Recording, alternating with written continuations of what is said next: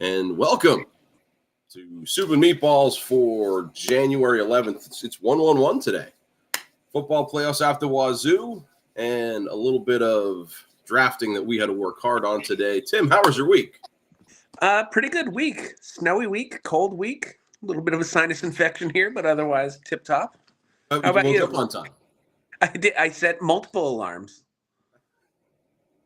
But you said you got up without them. That's good. I did, which I normally do. Last week was a bit of an anomaly. You know what? Over Christmas break, I had been sleeping in. Usually, if I don't have work, my body wakes me up at 7:30. Like I was up at 7:45 today. I felt like I slept in. But over break, I was sleeping until 9:15. So when the alarm finally started going off again this week, when I say I jumped out of bed, I'm not lying. I literally I had to check my heart rate to see that. All right, am I still kicking here? So it's going to take a while to get back into the swing, I think. I fell asleep watching the football game, and I woke up to at 2 a.m, a replay of it almost picked up exactly where I fell asleep, which was very convenient. You timed that well. Yeah.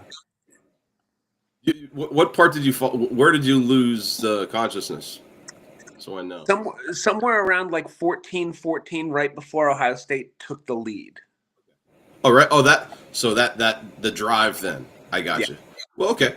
Well, I mean, that seems like a fair place to start, almost, kind of, sort of. You know, last year around this time, you and I were celebrating a Michigan national championship after two really great semifinal games in the Rose Bowl and the Sugar Bowl. This year, I think we got two really great semifinal games that sort of mirrored last year's semis. So the Penn State-Notre Dame game, this game is what I imagine the Rose Bowl was like for a Penn State fan last year. Like, this had everything the Rose Bowl had except for maybe the overtime that it should have had. I watched this, and I feel torn because I have friends who were both Penn State fans and Notre Dame fans. But I sort of went with what your thought was last week, that I'll pull for Penn State here. I was kind of rooting for Penn State to win it all and then have Drew Aller go to the NFL. But yeah, since that's not going to happen either way, the way this game went, it felt like we were going to overtime, but then Allard. Yeah, and I saw a lot of people who chalked it up to one of two things. There were a lot of people who wanted to blame James Franklin and the fact that he doesn't have a great record against top 5, top 10 teams. This loss was not on James Franklin. And also I saw a lot of people who wanted to blame Drew Aller for the throw that led to the interception that led to the game-winning field goal. And it wasn't a great throw, but I think you just have to credit that Notre Dame defense, A, for getting the pressure they did on Aller, who got hit as he threw, and then B, that interception was not a gimme. That's a great play by the defender. In tight coverage, having to dive to make the catch. That's exceptional defense. My biggest problem with how Franklin called the game, Drew Aller did not have a good game. No. He had a couple picks that were called back on penalties. It didn't. He had a really good throw to Warren on the left sideline. That was a really nice touch pass. So he did make some throws, but overall, I think he played an average to below average game. And I understand Franklin's desire to go for it. I mean, it was 45 seconds left, and you're a big play away from getting in field goal range. I get that. It just felt like in that game, in that moment, he put a little too much faith in Drew Aller for that game against Notre Dame's defense. Hindsight is 20/20. Obviously, if he could go back in time, maybe he doesn't change anything. But I'm with you. I'm glad you said that. Notre Dame really had a solid defensive game plan, but Penn State's defense also, I mean, I've seen a lot of complaints about how the referees refereed. Notre Dame couldn't handle Abdul Carter at all, and he was playing with half a limb. He had an incredible game. He was top fantastic. 5 draft pick for me now. And to go back to the Franklin point, the same fans who want to criticize him for being aggressive against Notre Dame are the same fans. That's who James Franklin is. He's always been a calculated risk taker. And the same fans who love when he calls fake punts in big situations or goes for it on fourth down are then the same ones who are quick to criticize him when it doesn't work out. You can't have it both ways. I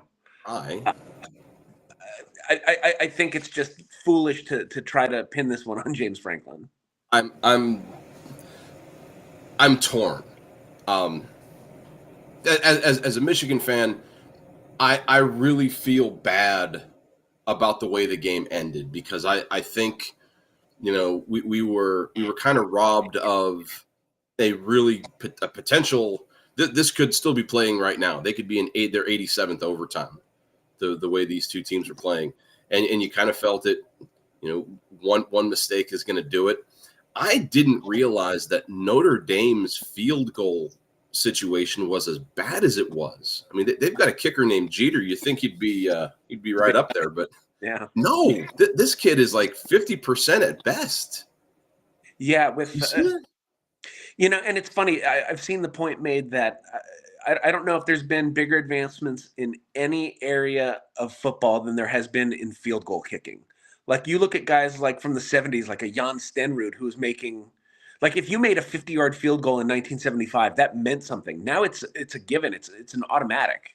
And that extends to the college game where these guys, hitting 45 and 50 yarders, it's supposed to be an automatic. So it is kind of shocking that a program like Notre Dame, who is national championship caliber, has a kicking game that is that uncertain. I'll take it down a level. When I was coaching 8th graders, our high school team had kickers who could hit from 40 and 45, like, consistently in game, like actual snap, band is playing, fans are out there. So yeah, like, if you remember, it might be like 6-7-ish years ago, and if I say it with enough conviction, you'll believe me.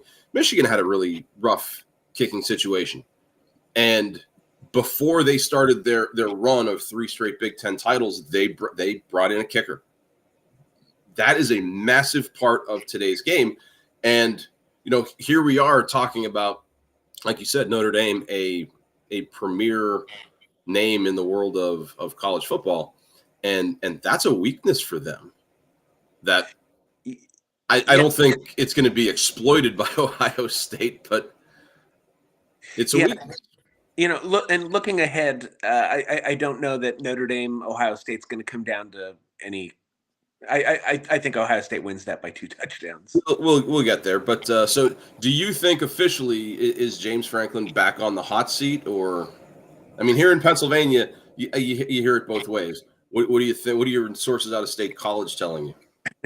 If he is on the hot seat, it's knee-jerk stupidity. There's no way that him getting within a last-second field goal of the national championship game for the first time for that program since 1986, should he be on the hot seat? I always ask, like, mentally, who are you going to bring in? Yeah, who's going to be better than what you've got? You know what I heard on the radio? And this might surprise my Penn State fan friends. Maybe they would like this. Somebody asked, what about the coach up at Boston College, Bill O'Brien? Okay. I mean, do you think he'd come back? Is he going to be, measurably better than Franklin? I don't know. I mean, obviously he was there before in a much different situation because they were very limited, post sanctions. So he would be stepping into a much better situation than he did in, 2011. But what's he going to give you that Franklin hasn't? The only thing that it does is it would hit the reset button on the whole 4-20 against top 10 opponents thing. That's right. You almost wonder, like, is there a mental thing with the game preparation, with the week leading up to the game? Because we don't see that as fans, and that, I don't know how much that weighs on a program. But I'm not calling for Franklin to get canned. I'm a Michigan guy. do whatever you're going to do up in State College, but at some point, those numbers start to matter. I think that it weighs on your mind. I go back to when Harbaugh had his struggles at Michigan, and there were calls for him to be out. And then suddenly he beats Ohio State a couple times, wins a national championship, and they want to build a statue to him. That's how thin the line is between hero and GOAT. I'm with you. I agree. So there we go. That's the Rose Bowl comp. So last year, Texas was in the Sugar Bowl, and Texas lost to Washington by a touchdown. In that game last year, Texas has the ball at the Husky 12-yard line with 15 seconds left. They failed to score on fourth down. Texas has the whole goal line stand. Oh, I missed this. Oh, this is the game-winning field goal. This is coaching 101. James Franklin was not going to be beaten by a fake field goal here. I did see that. Cover 2. But yeah, there's no logic to that in a tie game. But go block the kick, whatever. So here we are. Now we're going to get to Ohio State, Texas. Like I said, Texas had the ball last year, 15 seconds left, failed to score. And this year's Cotton Bowl Classic ends with a similar series, except this time Texas had the first and goal at the 1. Tim, you and I talked before the game. You had Ohio 38-31. I had Ohio 42-30. And I think we both saw the offenses doing a little bit better than they did, but the defenses came out. After Ohio State scored on their first drive, things kind of stalled. Like, from what you remember before you fell asleep or after you woke up, what were some of the big points of this one for you? I think you hit it, that it's shocking that Ohio State came out and scored right away, and then it suddenly turned into a defensive battle. I think I'd be surprised if we were the only ones who were expecting a shootout. I think most people expected a lot of points and were surprised by what we actually got. The first half was not for the casual fan, but I think it was great football. Oh, I enjoyed watching this. So the Rose Bowl was Penn State played in was that the Fiesta? Oh, I lost it. Let me think. I compared it to the Rose Bowl. Penn State versus. It wasn't the Sugar because that was Notre Dame last round because that got postponed. Orange Bowl. Yeah, it was the Orange Bowl. And then the Orange Bowl this year was, like I said, it reminded me of the Rose Bowl last year, but watching Michigan, Alabama as a Michigan fan, there was a lot of tension, especially when Michigan was down and they were driving. It was fourth down. They throw the pass to Corum. Like, I can still see that. I was nervous. Watching the Penn State Notre Dame game, I felt nothing because I figured, well, one team has to win and that's going to be fine. And I just enjoyed the football. With this game, obviously as a Michigan fan, I'm rooting for Texas, but it was still really, really good football to watch. If you want to watch the 54-51 game, yeah, the first half wasn't for you. But between field position and hard hitting, like these guys came to play yesterday. It was good to watch. Yeah, and I thought Penn State Notre Dame was going to be a fairly low scoring game. And Ohio State and Texas kind of gave us the game I was expecting from Penn State and Notre Dame, to be honest. Did we call who we thought was going to win? I didn't go back and look. I don't think we did. I picked Notre Dame to win it by a last-second field goal. I don't know about you. I was talking to someone else where I said I had a feeling Penn State was going to win. But I said, we'll see how smart I sound at 11:30, and clearly me no smart. Both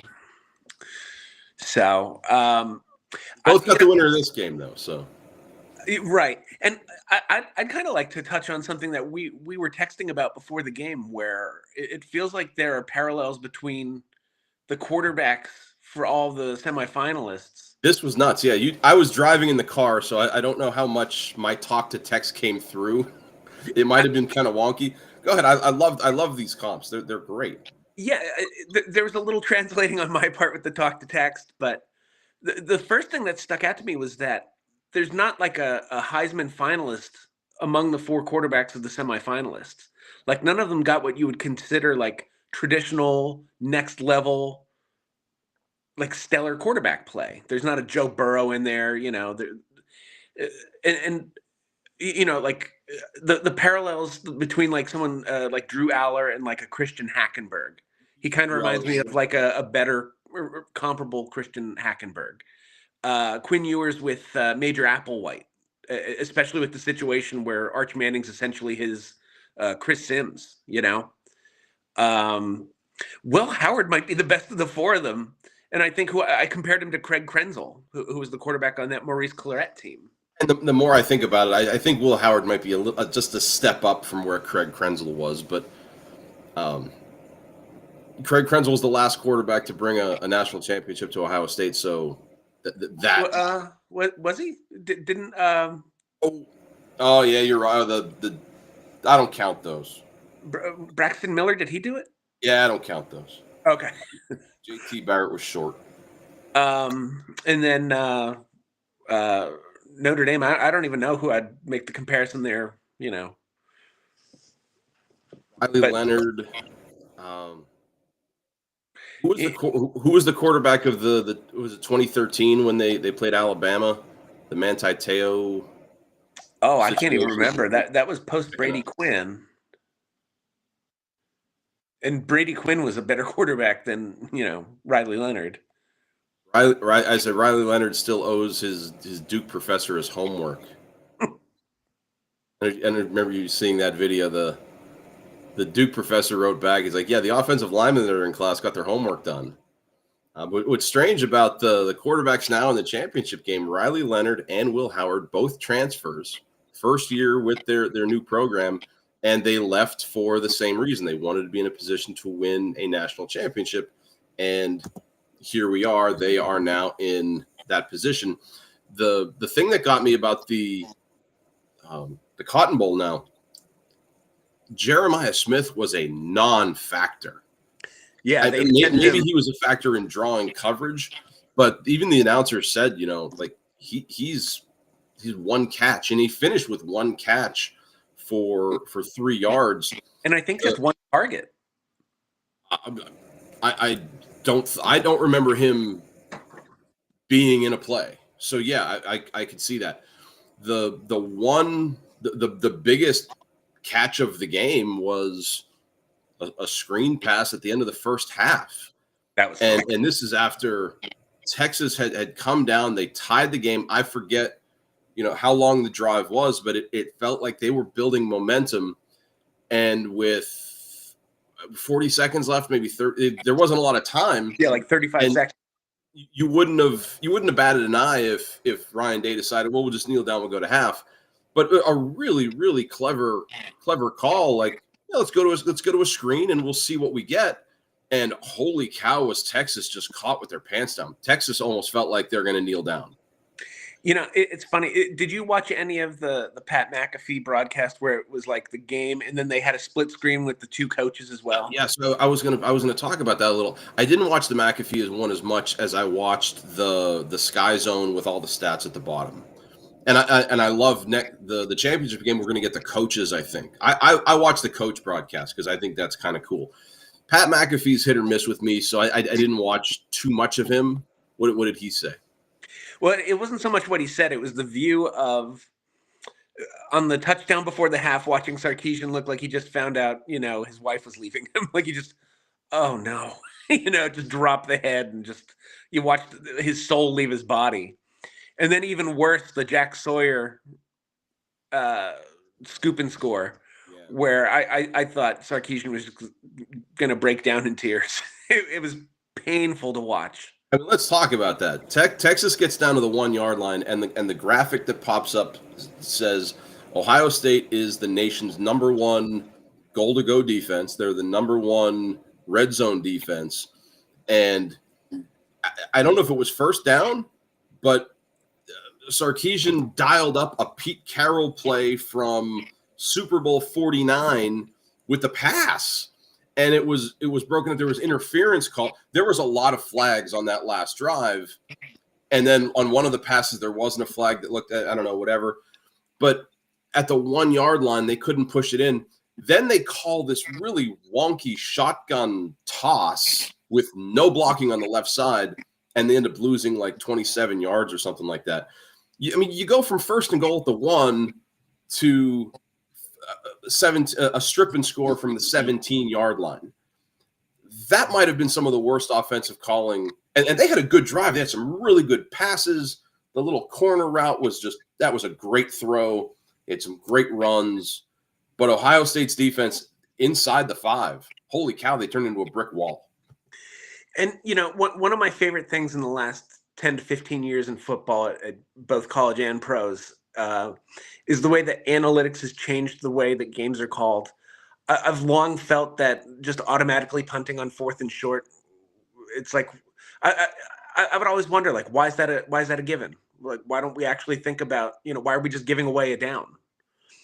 But one of the downsides of that is the way that in goal line situations that people get too clever.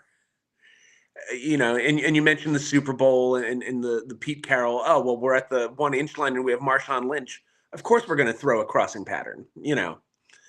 I think that was a case of Sarkisian being too clever by half. Where he just maybe dug a little too deep into the playbook, was trying to show his play caller credibility a little bit. That toss needs to get out of the playbook. Yeah, tear that page out. But so we now have our national championship game. Ohio State, Notre Dame. Right now, Ohio State opens up as a 9.5-point favorite, according to BetMGM, which feels like a lot for a national title game. But honestly, it feels like that's kind of the way it should be. You said you have Ohio by 2 touchdowns. I have a hard time going that high, but I would take Notre Dame I would take Ohio State and give the 9.5. I think this feels like 24-14 to me, 30 to 20, that kind of thing.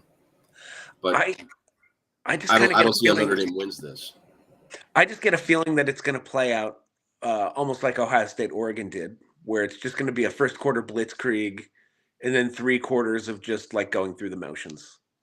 Interestingly enough, this year's playoff, the whole bracket, after the first round, where you had all the chalk teams win, like 5/12, 8/9, the lower seeded team has won every game. So if you're into the numbers like that, Ohio State comes in as the 8, Notre Dame is the 7. Can you a 7 and an 8 seed in the national title game, and the 8 seed is almost a double-digit favorite? It's mind-blowing. Right? And what also I think is mind-blowing is that if we still had the 4-team playoff system, I don't think either of these teams would have been in it. No. Because Ohio State losing to Michigan, that would have ended their chance right there. Do you think the Notre Dame loss to NIU? I wonder if there was 4. If there were 4, Georgia would go as the SEC champ, Oregon would go as the Big Ten champ, and then you'd have a big push for Penn State and Texas being the other 2. I think that's a case where Notre Dame being an independent would come back to bite them. Who won the was it SMU won the ACC? That would have this would have been SMU, a weird year. Boise, Arizona State, I think they all would have been on the outside looking in. I think they would have been this year's Florida States. That's an interesting what would have happened. Yeah, you're right. And certainly if we had the BCS, neither of these teams would even be within a whisper of the title game. No, you would have had Georgia, Oregon, right? Absolutely. This is the best case for the current playoff system. But the thing with Georgia, losing Carson Beck, and did you see Carson Beck is now going to be at Miami. He's going to be a Hurricane with his 37th year of college eligibility. He'll be Dr. Beck here in a little bit. He's like the George Blanda of college football. He's like the Greg Legg of college football. You can't get rid of him. At least it feels like it. It's like Bull Durham, where Crash Davis is like, you don't want to have like career records in AAA baseball. Like Carson Beck's going to be like, I threw for 400 touchdowns in my 12-year college football career.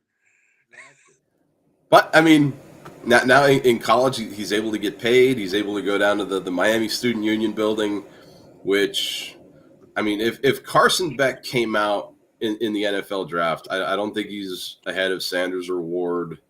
He's probably a mid-tier guy. And you know what? What's strange about that, as a Bears fan, I follow the NFL draft a lot. I think you'd almost rather be a mid-tier second or third round pick because you get put in a better situation. Financially, maybe not, but I mean, I think I'd rather be drafted by, a Green Bay and sit, or a Philadelphia, or rather than going to Tennessee. But that's neither here nor there. Ohio State, Notre Dame. Last thing on this, because we talked about James Franklin. Ryan Day also has his minor issues with, teams in Michigan. Does a national title just erase anything that happened a couple of weeks ago? Yeah, this is a winning is the best deodorant kind of situation. If they're picking confetti out of their hair after this game, no one's talking about showing Ryan Day the door. It buys him 3 to 5 years. I'm not even sure it buys him 3 to 5. I think it just unless he loses. You think it's just carte blanche, like he just has a blank check in Columbus for his almost. And what's I asked this question to a Buckeye fan friend of mine. I listed scenarios, and like I said, rank them. What would you rather? Obviously, lose to Michigan, lose your bowl game was the worst. Beat Michigan, win a national title was the best. But then we flip-flopped. Beat Michigan, lose in the national title game, lose to Michigan, win in the national title game. And I was surprised that lose to Michigan, win a national title was number one for him. Well, after, win both games. So I think if a lot of alums and fans feel the same way, and it's hard to gauge because the only other exposure I get to Buckeye fans is either on Twitter or just anonymous idiotic ramblings online. And I remember back when I was in college, I probably said some really idiotic things about college football and sports. Can confirm. Yeah, so I don't know between the rational fans what this does, but I think blank check is probably a little bit more, but it totally erases the flag planting. I wonder if the Ohio legislature cares anymore. So. I don't go quite as far as you. I don't think it gives them a blank check because I think the stink of what's happened with Michigan the last few years is still lingering a little. But winning this national title is going to give him a wide berth. He's going to have a longer leash. We will see. Speaking of winning championships, the Eagles are in line. The Bears are not, so the Bears get X'd out there on our little graphic with the wild card thing. Wild card weekend is this weekend, and I suggested we did something a little bit different for picking the games. So I've seen this done on other media programs. This is the Soup and Meatballs confidence picks. So what I did at least, I looked at each conference and I ranked each team in 4 categories because I think, and I agree with the media outlets that have done this, there are 4 big keys in picking a playoff winner. 1, quarterback. If you don't have a good quarterback, it's going to be very hard to win. 2, coaching. Coaching, this is where coaching really becomes important. Defense wins championships, obviously. And I threw in a combination of offensive line, defensive line, how well the running game does. Because now, let me check my computer. It's 26 degrees. It's cold. That's where the games are won, on the interior. So we ranked those 4 categories in order to try to pick our wild card winners. And I'll just throw this out there. It's not one that we considered, but it's one that last night notwithstanding gives me some sleepless nights. is special teams because the Eagles' coverage units have not been great. That's a big reason why they lost to Washington at the end of the season. And Jake Elliott has been bad. He's struggled from 50 plus on his field goals, but even like extra points he's struggled with. If Eagles Packers comes down to a kick, I don't feel great. Feel great. Well, let's go through what we did rank. Yes. Let's start with coaching. So coaching AFC, who do you have the most confidence in? Jim Harbaugh, John Harbaugh, DeMeco Ryans, Mike Tomlin, Sean McDermott, or Sean Payton? Give me your list. I have the most confidence in John Harbaugh. Obviously, he's won it before. He always fields competitive teams. You talk about special teams. He's a special teams guy. They always play defense. And we'll get to this, but I also feel like he has the best quarterback in the field. So I have the most confidence in John Harbaugh. Amazingly, John Harbaugh got 6 points for me as well. Yeah. And then I'll tell you what, staying with that game, I have the next most confidence in Tomlin. I really like Mike Tomlin. I feel like he's done a great job this year with, certainly uncertainty at the quarterback position where they kind of changed horses midstream, going from Fields to Wilson. But, no matter what they have roster-wise, Tomlin always puts a competitive team out there. Finish your list. Okay. We started to differ there. Okay, so I went Tomlin second. I'll go Jim Harbaugh third. Yep. Okay. Just from his time with San Francisco. I think, and the way he's immediately turned, I almost called him San Diego. I did. I still do. That's okay. Yeah. So I'll go John, then Tomlin, then Jim, then I'll go. So you have Sean Payton, Sean McDermott, and DeMeco Ryans left. I'll go McDermott. No, I'll go Payton, then McDermott, then DeMeco. Okay. So our lists are close. I went John Harbaugh number one. Obviously, the Super Bowl. He's been to 4 conference title games. He's 12 playoff wins. He was an easy pick number one. I went Sean Payton number two simply because he has more recent. It's like a recency thing with me. The 3 NFC title games, and he's won a Super Bowl as well. Tomlin he got 4 points for me, so he was the next one down. I think what Tomlin did with the Fields Wilson flip flop, I might have gone 4.5 and 4.5 with each one of them. I don't feel bad about your list there. Because of that, I put Harbaugh down. Jim Harbaugh, he only got 3 points for me, and it's a recency thing. He's got a college national title since his Super Bowl run, but it's been a little while for him. Sean McDermott got 2 points for me, and it's a historical thing. He's made the conference title game once, and it was a classic, but and it feels like Buffalo chronically underperforms. So I mean, confidence-wise, if I had to pick a coach. I'm going to pick DeMeco Ryans last because his record is just 1-1. He doesn't have a record in the playoffs. But Sean McDermott would be the second to last pick for me. So we're relatively close there. How about your NFC picks? NFC coaches confidence rating. Let's take a look here. NFC, I'll go McVay 1. We agree. He was my 1. And honestly, I think I go LaFleur second. That's we separated right there. Okay, I really like LaFleur, and I like the job he did last postseason. He turned Green Bay into the team no one wanted to play last playoffs. I'll go.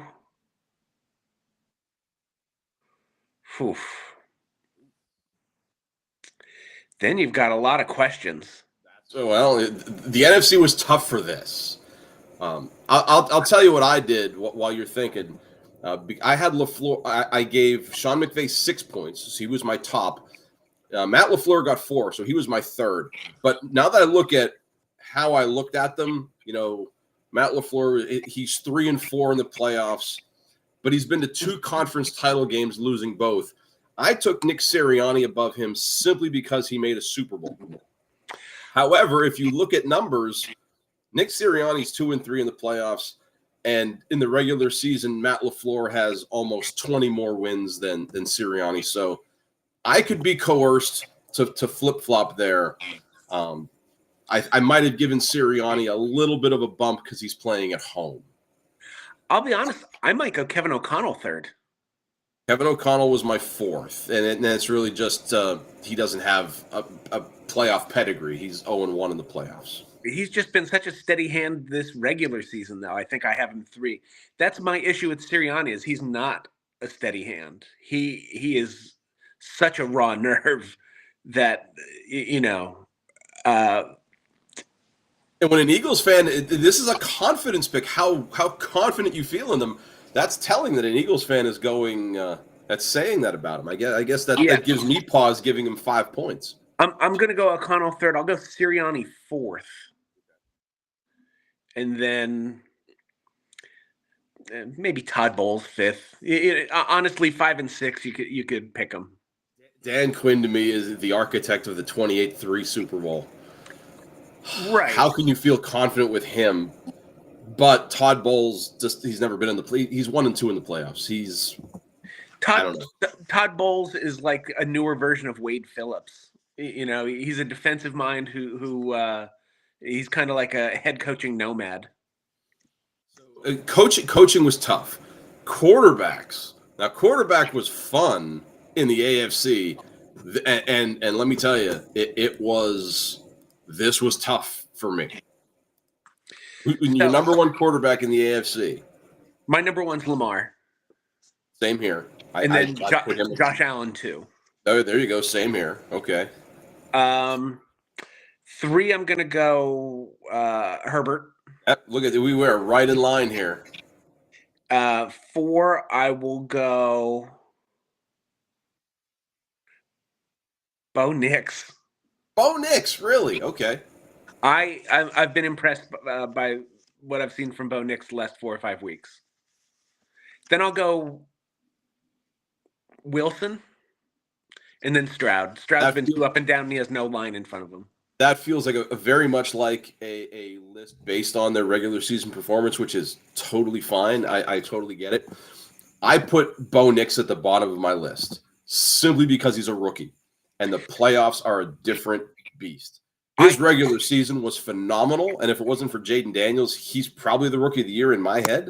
Absolutely. But he's a rookie in the playoffs. So he just automatically, I have zero confidence in that. My second to last is CJ Stroud, who's just had a really rough go. Yeah, tough sophomore year. Yeah, and it's not that he had a bad year. I mean, he 37-27 in the air, but 12 interceptions, and you said the offensive line issues just slightly puts Russell Wilson ahead of him. Russell Wilson had a really, really good comeback year in Pittsburgh. But our 1, 2, 3, Lamar, Allen, and Herbert, I think are those are easy things. Yeah, I think that's kind of set in stone for most people. The NFC, the NFC, this was tough. This was tougher, I think. Who's your number 1 quarterback that you feel, if you have to have any quarterback, who do you feel confident in? Number 1, I'm going to go Stafford. This is amazing to me because you and I have hit number 1 on every category so far. Matt Stafford was my number 1 as well. I mean, I would feel very confident with him as my quarterback. He's won one and recently, borderline Hall of Fame guy. Some would say surefire Hall of Fame guy. He's on the cusp, though. Yeah, but he's in the twilight of his career, but he's not quite past his prime yet. He's like at the tail end of his prime. He would be my 1. He's the most seasoned of the NFC quarterbacks in terms of playoffs. His record isn't super, but he played in Detroit before Detroit was Detroit. So yeah, Stafford, I feel good about. Who's your 2? 2, I'm gonna go. It's tough coming out of the concussion protocol. I'll go Jalen Hurts though. Okay. I went somewhere else. That's okay. And And I then was shocked where I went. 3, I go Daniels. Wow. Okay. Nope. Daniels is a rookie, so you know where I put him. Right. 4, I will go. 4, I'll go Baker Mayfield just because the Jordan Love injury worries me. Same here. I think Jordan Love is fine. I think this is a lot of gamesmanship on Green Bay's part, but And Baker, he's he's like this generation's he's like a poor man's Brett Favre, where he might go out and throw for 404 touchdowns, he or he might might throw throw for 3 5 10. interceptions, and they might lose by 20. Yeah. But He leads the He leads the wild card quarterbacks in both touchdowns and interceptions. He's tied with touchdowns with Lamar, but 16 picks is a lot. Baker Mayfield leads the league in fans who are watching TV yelling, "Don't throw that!" So Jordan Love will be my 5, and then Darnold's my. Darnold had a bad game last week. Just absolute paralysis by analysis back there. Just couldn't make the right decision against the Lions. Sam Darnold, and you talk about unproven in the playoffs. He's my 6. I went Stafford 1. I went Baker Mayfield 2. Okay. And he's won in the playoffs, and I don't know. I just have I have the feeling that he's going to come out and he's going to have a good game. I went with Jalen Hurts 3, and I think had there not been any concussion issue, Jalen Hurts would have been an easy 2 for me. Right, because I don't know how much Jalen Hurts is going to run. I don't know how much they're going to want to have him in the open field. I think the tush push is almost out as a play. The designed runs. I mean, I think he'll still run because it does make me wonder if they get to like a goal line situation, if they bring Tanner McKee in to run tush push. So Hurts was my 3. I actually, so now I'm down to Sam Darnold, Jaden Daniels, and Jordan Love. Jaden Daniels, by all stretch of the metric, should be ranked higher. But again, the way I look at things, he's a rookie. It's the playoffs. I have less confidence in him there. If this was next year, all that's out the window. So I went Sam Darnold next, simply because, I mean, he's had an incredible year. I mean, throwing every preseason notion that J.J. McCarthy was brought in to save the franchise. I picked them to win like 3 games, I think. So I have a little bit more confidence in Darnold than I do in Jordan Love because of the injury factor. Again, I think it's gamesmanship, but I don't know. He does have a playoff win, Jordan Love, but I don't know. He's also going to Philadelphia to play that defense, so that factored in for me. And then Jaden Daniels was my 6, again, just because he's a rookie. So there's that.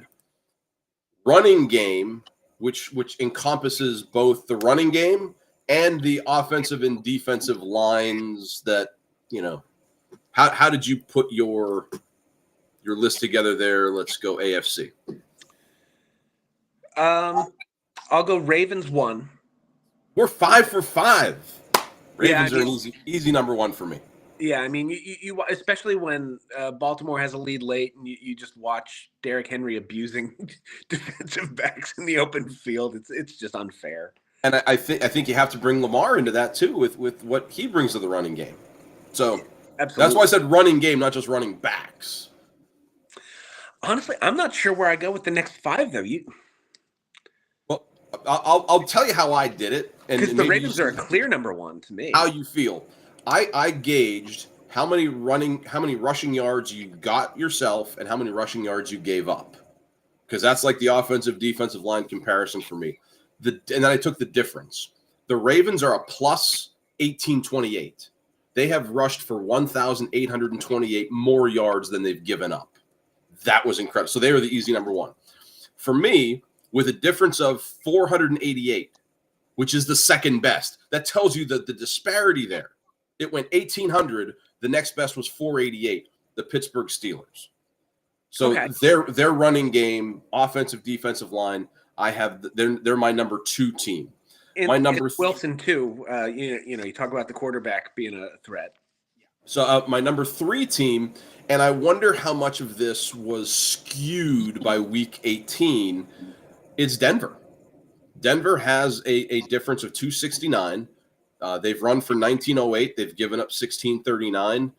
But you don't know if Kansas City had tried in the last week how that changes. But I can just go with what the numbers say. I'm a geek to the numbers, so here we are. The Buffalo Bills come in next. They get 3 confidence points from me. Their difference is 267. And then you look at the Chargers-Texans game. The Texans are coming in. They're going to get 2 confidence points simply because they gave up 29 more yards than they rushed for themselves. And the Chargers run defense. Joe Mixon is I think, especially behind that line, it's impressive what he's able to do. The Chargers run defense, though, of all of the playoff teams in the AFC, they are the worst. They've given up almost 2,000 yards rushing, difference of minus 115. So I have the least confidence in the Chargers running game based on those numbers, alone. And that's interesting because just with Harbaugh's pedigree and what he's been able to do with the running game in San Francisco and then with, in college at Michigan. He's a running back away. And I wonder how much of that is Harbaugh coaching J.K. Dobbins, the Ohio State grad. Yeah. I don't know. I think when I looked at this list, I think like you, that Baltimore's the easy one. I was surprised at how low I had put the Chargers simply because of coaching. But that's what the numbers told me. In the NFC, this is – if we don't have the same number 1 here, I'd be shocked. But then the rest of it becomes really bad. I'd be shocked if we don't have the same top 2. Because I think the Eagles are a clear number 1, but I think the Packers are a clear number 2. Okay, they weren't a clear number 2 for me, but again, I'm a geek for what the numbers told me. But Eagles number 1, that's an easy one, right? Yeah, that line, especially now that Mailata's healthy, I can't believe he didn't make the Pro Bowl, but he did make All Pro. Figure that one out. But I mean, you could make a case for just about anyone on that line being All Pro, because Cam Jurgens at center, Lane Johnson, talk about a future Hall of Famer. And then, Landon Dickerson, Mailata, and Becton at the other guard. And as good as it gets in the league. That's not saying anything about the Eagles' defense, which if you look at the difference between running, the difference for the Eagles, 1,277. They're below Baltimore, but as far as the entirety of the wild card, they're easily the number 2. So number 1 in the NFC, Philadelphia, tremendous defensive line as well. And you said you had the Packers at number 2. I do. I have the Bucks at number 2 simply because they've outrushed their opponents by 873 yards. The Packers come in number 3 for me. They're at 807. But that's a pick 'em, really. Yeah, I could see the Bucks 3 for me. And then, each of the remaining 3, from what I've seen of them, not looking at the numbers, they've been high, they've been low. I know the Commanders have had some success in the running game, but not consistently. And their defense is, among all playoff teams, the Washington rush defense is the worst. Yeah, and but their running offense put them they're ranked 4th for me. Okay. Just based on their offense. I could see, if we're factoring in the defense, I'd probably go Vikings 5, Rams 6. So there's my list too. Vikings then Rams. Rams at minus 445 are the worst difference between running and running defense. Yeah, and I mean the Vikings With defense has been so strong all year. I mean that's really been sort of the formula for them is Darnold not making mistakes, and then the defense keeping them in games. Like they weren't blowing a lot of teams out. so I mean, there's our running game situation. So we have one more thing to look at. How confident are we in overall team defenses? Team defenses in the AFC, and this shouldn't be a surprise for number one here either. I go Steelers one. Okay, well now that's our first difference. Okay, Who did you go one? the Chargers. They're the number one defense in the league. Number one scoring. Number one in points against, yards against is a little bit. They're a little bend but don't break. But they're, to me, scoring defense, being the number one, that was enough for me. The Steelers were the other numbers I was looking at in terms of sacks and interceptions. Of all of the AFC playoff teams, only one team has fewer sacks, and the interceptions there too. So as far as turnovers go, they're up there. But yeah, I went with LA number one just based on the fact that they were the number one rated scoring defense in the league. Yeah, I'd probably go Steelers, Chargers two. This is the part that really blew my mind. Who I gave my number two to here. Who did you give your number two to? Denver. And again, this has to be skewed by week 18. Yeah. Because their points per game ranking is third. But they have 63 sacks, which leads the entire playoffs. So they get pressure. Von Miller got like the 2-finger sack there that got him a nice bonus at the end of the year. Right. Yeah, that sweet Strahan sack. Looking at all of this, I don't know how I would put Denver number two. But again, I went numbers geek, and I think the Kansas City game skewed things a little bit. So I went Denver two. But really, Baltimore, who I put number three, I could flip-flop them, and I probably should. Yeah, because I was going to say, my impulse is to go Steelers. You make a compelling case for the Chargers. And then I was going to go Baltimore 3. And then, I mean, I just have visions of, the Bills getting shredded by the Rams a couple weeks ago. I can't. The Bills were on the put them 5 or 6.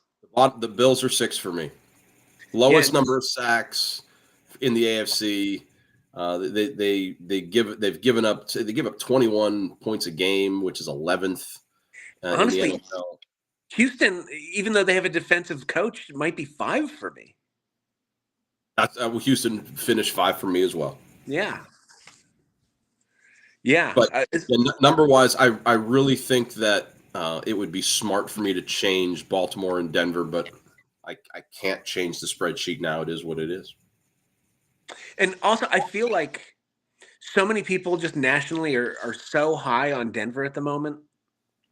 They're riding high because they finished the year on such a absolute heater. Yeah, good. Yeah, that's a great word for it. And like I said, Bo Nix, aside from Jaden Daniels, Bo Nix has played extremely well. Sean Payton's a guy that you got to feel good about. I mean, let me go back and check. Sean Payton, I feel second most confident in.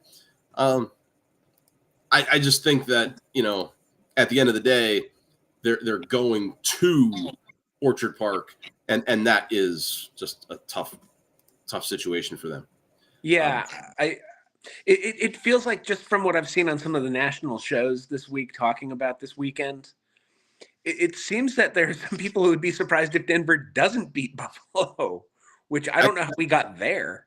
They were the popular upset pick. Yeah. But I think Buffalo wins that one. Yeah. Until we get to the final numbers here, one more thing to go through. Confidence in NFC defenses. We're probably number one here, I bet. Eagles. I feel I like what Vic Fangio's done in Philadelphia. Second best scoring defense in the league. And just the improvement in because linebacker play was such a deficit for them last year, and what they're getting from Zach Bond and Nakobe Dean has been amazing, and just improvement across the board in the secondary as well between Quinyon Mitchell and Cooper DeJean. Yeah, I really like what Philadelphia is doing on defense. What's that? Easy one for me as well. Yeah, and then I'll go Minnesota 2. I went Minnesota 2, fifth best scoring defense in the league, and in terms of pressure on the quarterback, of all the wild card teams in the NFC, most sacks and most picks. They led the NFL in picks, 24. I might be swayed because of Bloomsburg native and Central Columbia graduate Jared Verse with the Rams, but I think I go Rams 3. Ooh, okay, that's we definitely differed there. Of all of the NFC, of all the wild card teams, they've given up the most yards. They have the absolute fewest sacks, 17th rated scoring. They were at the bottom of the barrel for me. Sorry. It just seems like a lot of the times when I watch the Commanders or Bucks, they're getting shredded. Yeah, it feels like they're the getting Commanders and Bucks. So the Rams were 6, the Commanders were 5, and the Bucks were 4. And honestly, when I was looking at them, it's not like I wanted those defenses. I just felt a little bit more confident in Tampa's defense than I did in Washington's, and I felt a little more confident in Washington's than I did about the Rams. It truly feels like after Philadelphia and Minnesota, you could put the other 4 in a hat and pick them in any order. I went Packers 3, and this might be partially they get to play the Bears twice. 8th best scoring defense in the league, but 45 sacks, 17 interceptions, second best in the NFC. Again, this is just me being geeky with numbers and not being able to watch and break down film. I don't have the kind of time that they have on those network shows to sit and break down film, so I just go off of what I can geek out number wise, and most of the time it means I'm wrong about football. So I just feel more confident in those kind of numbers than especially what I saw from the Rams. Now, what this has done, what I did was I took all 4 of those numbers and I added them up, and I got like a final score of like what the final score could be. Okay. And I know if you're doing this live, you're probably not going to be able to do this, but check this out. Based on all of my confidence, the Chargers should beat the Texans 14-7. The Ravens are going to beat the Steelers 22-15. Okay. And the Broncos beat the Bills 15-11. And I cannot see that happening whatsoever. Is that 5 field goals? Yeah. Okay. 5 field goals to a touchdown and a pair of safeties. Naturally. Or a touchdown and a 2-point conversion and a field goal. No. Where Buffalo lost points for me was in coaching and defense. Yeah. And their interior running game and running defense hurt them. Whereas the Broncos probably skewed because of their defensive metrics in week 18. But even if I drop them to 3, I'll drop them to, I'll give them 3 points. They still win this game 13-11, which is so that really, it made me think, is this really a good way to do thing? It was fun though. So now we're talking about confidence. Who do you have in the 6 games? So in the NFC, the Rams beat the Vikings 14-13. But well, okay. So these are your numbers based on these 4. Go back to the AFC. I like the Chargers to beat the Texans anyway. Me too. I like the Ravens over the Steelers anyway, but I like the Bills to win. So I'm going to go against my confidence for one of those games. They're home. It's Buffalo. They're going to win. I have the Vikings and Rams. The Rams 14-13 in the confidence rating. That game's a pick 'em for me. I don't know. That's a situation where it's a road game for both teams. I think the Vikings are coming in beaten up. Whenever you play Detroit, you're just not the same the next week. So I don't know. I don't feel bad picking the Rams there. I have the Bucks 14-8 over the Commanders in terms of confidence. I think they win bigger than that. And confidence-wise, I have the Eagles 21 and the Packers 14. That feels about right to me. Okay. So I'll tell you that just in terms of like who I think will like actually win, I like the Eagles. I'm gonna surprise you. I think the Steelers can and will beat the Ravens. I mean that's a NFL rivalry game. It's going to be hard hitting. It's in Baltimore though. I think it's the best possible matchup Pittsburgh could have hoped for, to be honest. I like the Bills. I like the Chargers. I like the Rams, and I like the Commanders. You're going to go Commanders over Bucks. I am. Okay. Well, we'll lock that in, and we'll see where we can make fun of each other next week when we're both somehow wrong. Gloriously wrong. I will. Yes. I will make fun of myself. I'll make fun of myself later. Something that is not to be made fun of at all. As you've undoubtedly heard, the state of California is just suffering through an intense bout of wildfire spreading throughout parts of Los Angeles, leading to numerous deaths, buildings damage, upwards of billions of dollars. Insured losses expected to be around $8 billion, and it's impacted the sports world in a way that nobody cares about the sports world. But Freddie Freeman and Chris Taylor of the Dodgers have made hundreds of thousands of dollars of donations to LA fire departments, which is great. NFL has to move the Rams Vikings game to Arizona. Yeah, Glendale. And then the NBA now has also started to postpone games. Lakers coach J.J. Redick comes out and says, he lost his family home. Kawhi Leonard, Steve Kerr, also among those in the league that have come out and talked about the impact of the fires on their lives. Personally, Tim, your brother's out in California, and I was concerned at first, like, oh man, I started to think like, who do I know out in California? Period. My cousin Marcus grew up in California, but he was in Southern California. He lives in Oregon now. His mom and dad, they live in Texas, so like not affected. Then I thought, oh well, Tim's brother lives out there, so I went right to social media and I looked him up, and the first thing I saw was he was offering hospitality. So like I didn't bother to ask him, hey, are you okay? Obviously he is, which is great news. But have you heard anything else about what's going on out there? Yeah, luckily my brother let us know that he's safe. Didn't lose power, which is a bonus because people around his area did lose power. And he's in the fortunate position where he's able to kind of open up his house to people, friends or friends of friends who need a place to stay. So yeah, he's safe, he's good. But yeah, it's a scary situation. I know just from being out there visiting him a couple times. Like when I watch the news and I see that like the fires are threatening Santa Monica, and I'm like, that's not far from Los Angeles. If the fires make it to Santa Monica, that's like apocalyptic. But I also know that that's like a good distance from where my brother and his family are. But you hate to see anyone affected, obviously. But what is getting affected now, the NBA having to push games back and things like that. What future impact does that have on the league?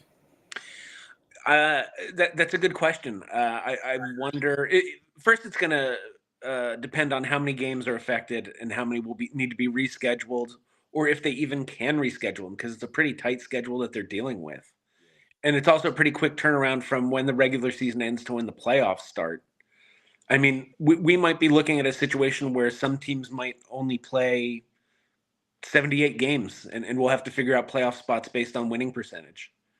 But again, these are all fairly trivial questions when we're talking about. Thought of the tightness. I hadn't thought of the tightness of the schedule, like you said. Like players today get tired if they have back to backs, and yeah, I don't know if pushing. So back in 2001, Major League Baseball pushed the entire schedule back a week.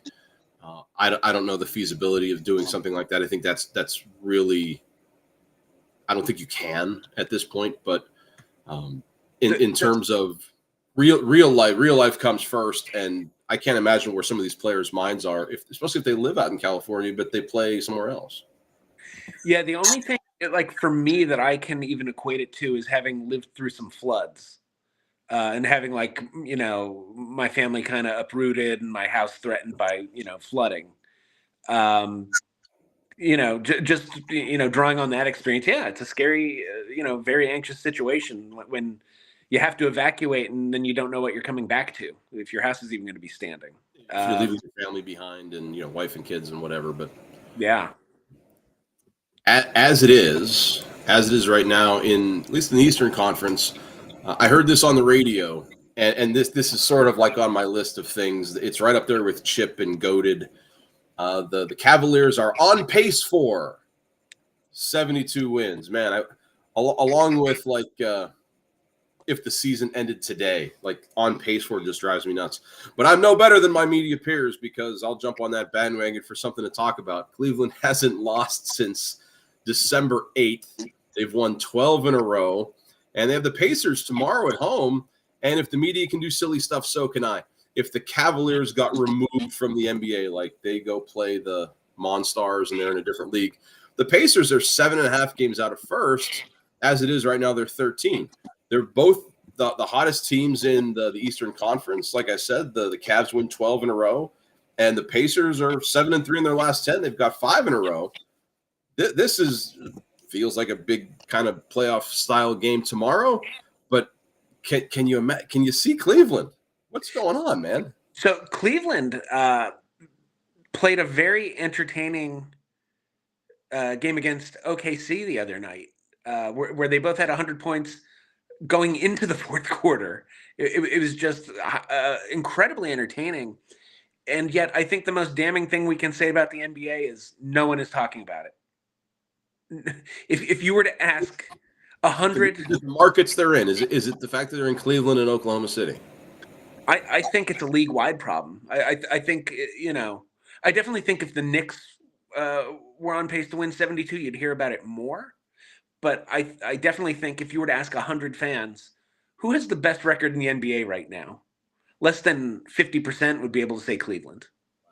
I mean, I saw headlines on the Knicks. The Knicks they're on a West Coast swing, I guess, but they're 0-5 against the best teams in the West. It's really disheartening from that perspective. Fortunately, they won't have to play them in the playoffs, I don't think. There's such a power balance between the East and the West, imbalance between the East and the West right now, where the East is really just Cleveland, Boston, and then, if you want to throw New York and Orlando in the conversation. But the West, I mean, it's OKC, Dallas is good. Denver. Minnesota has their problems, but they have a lot of talent.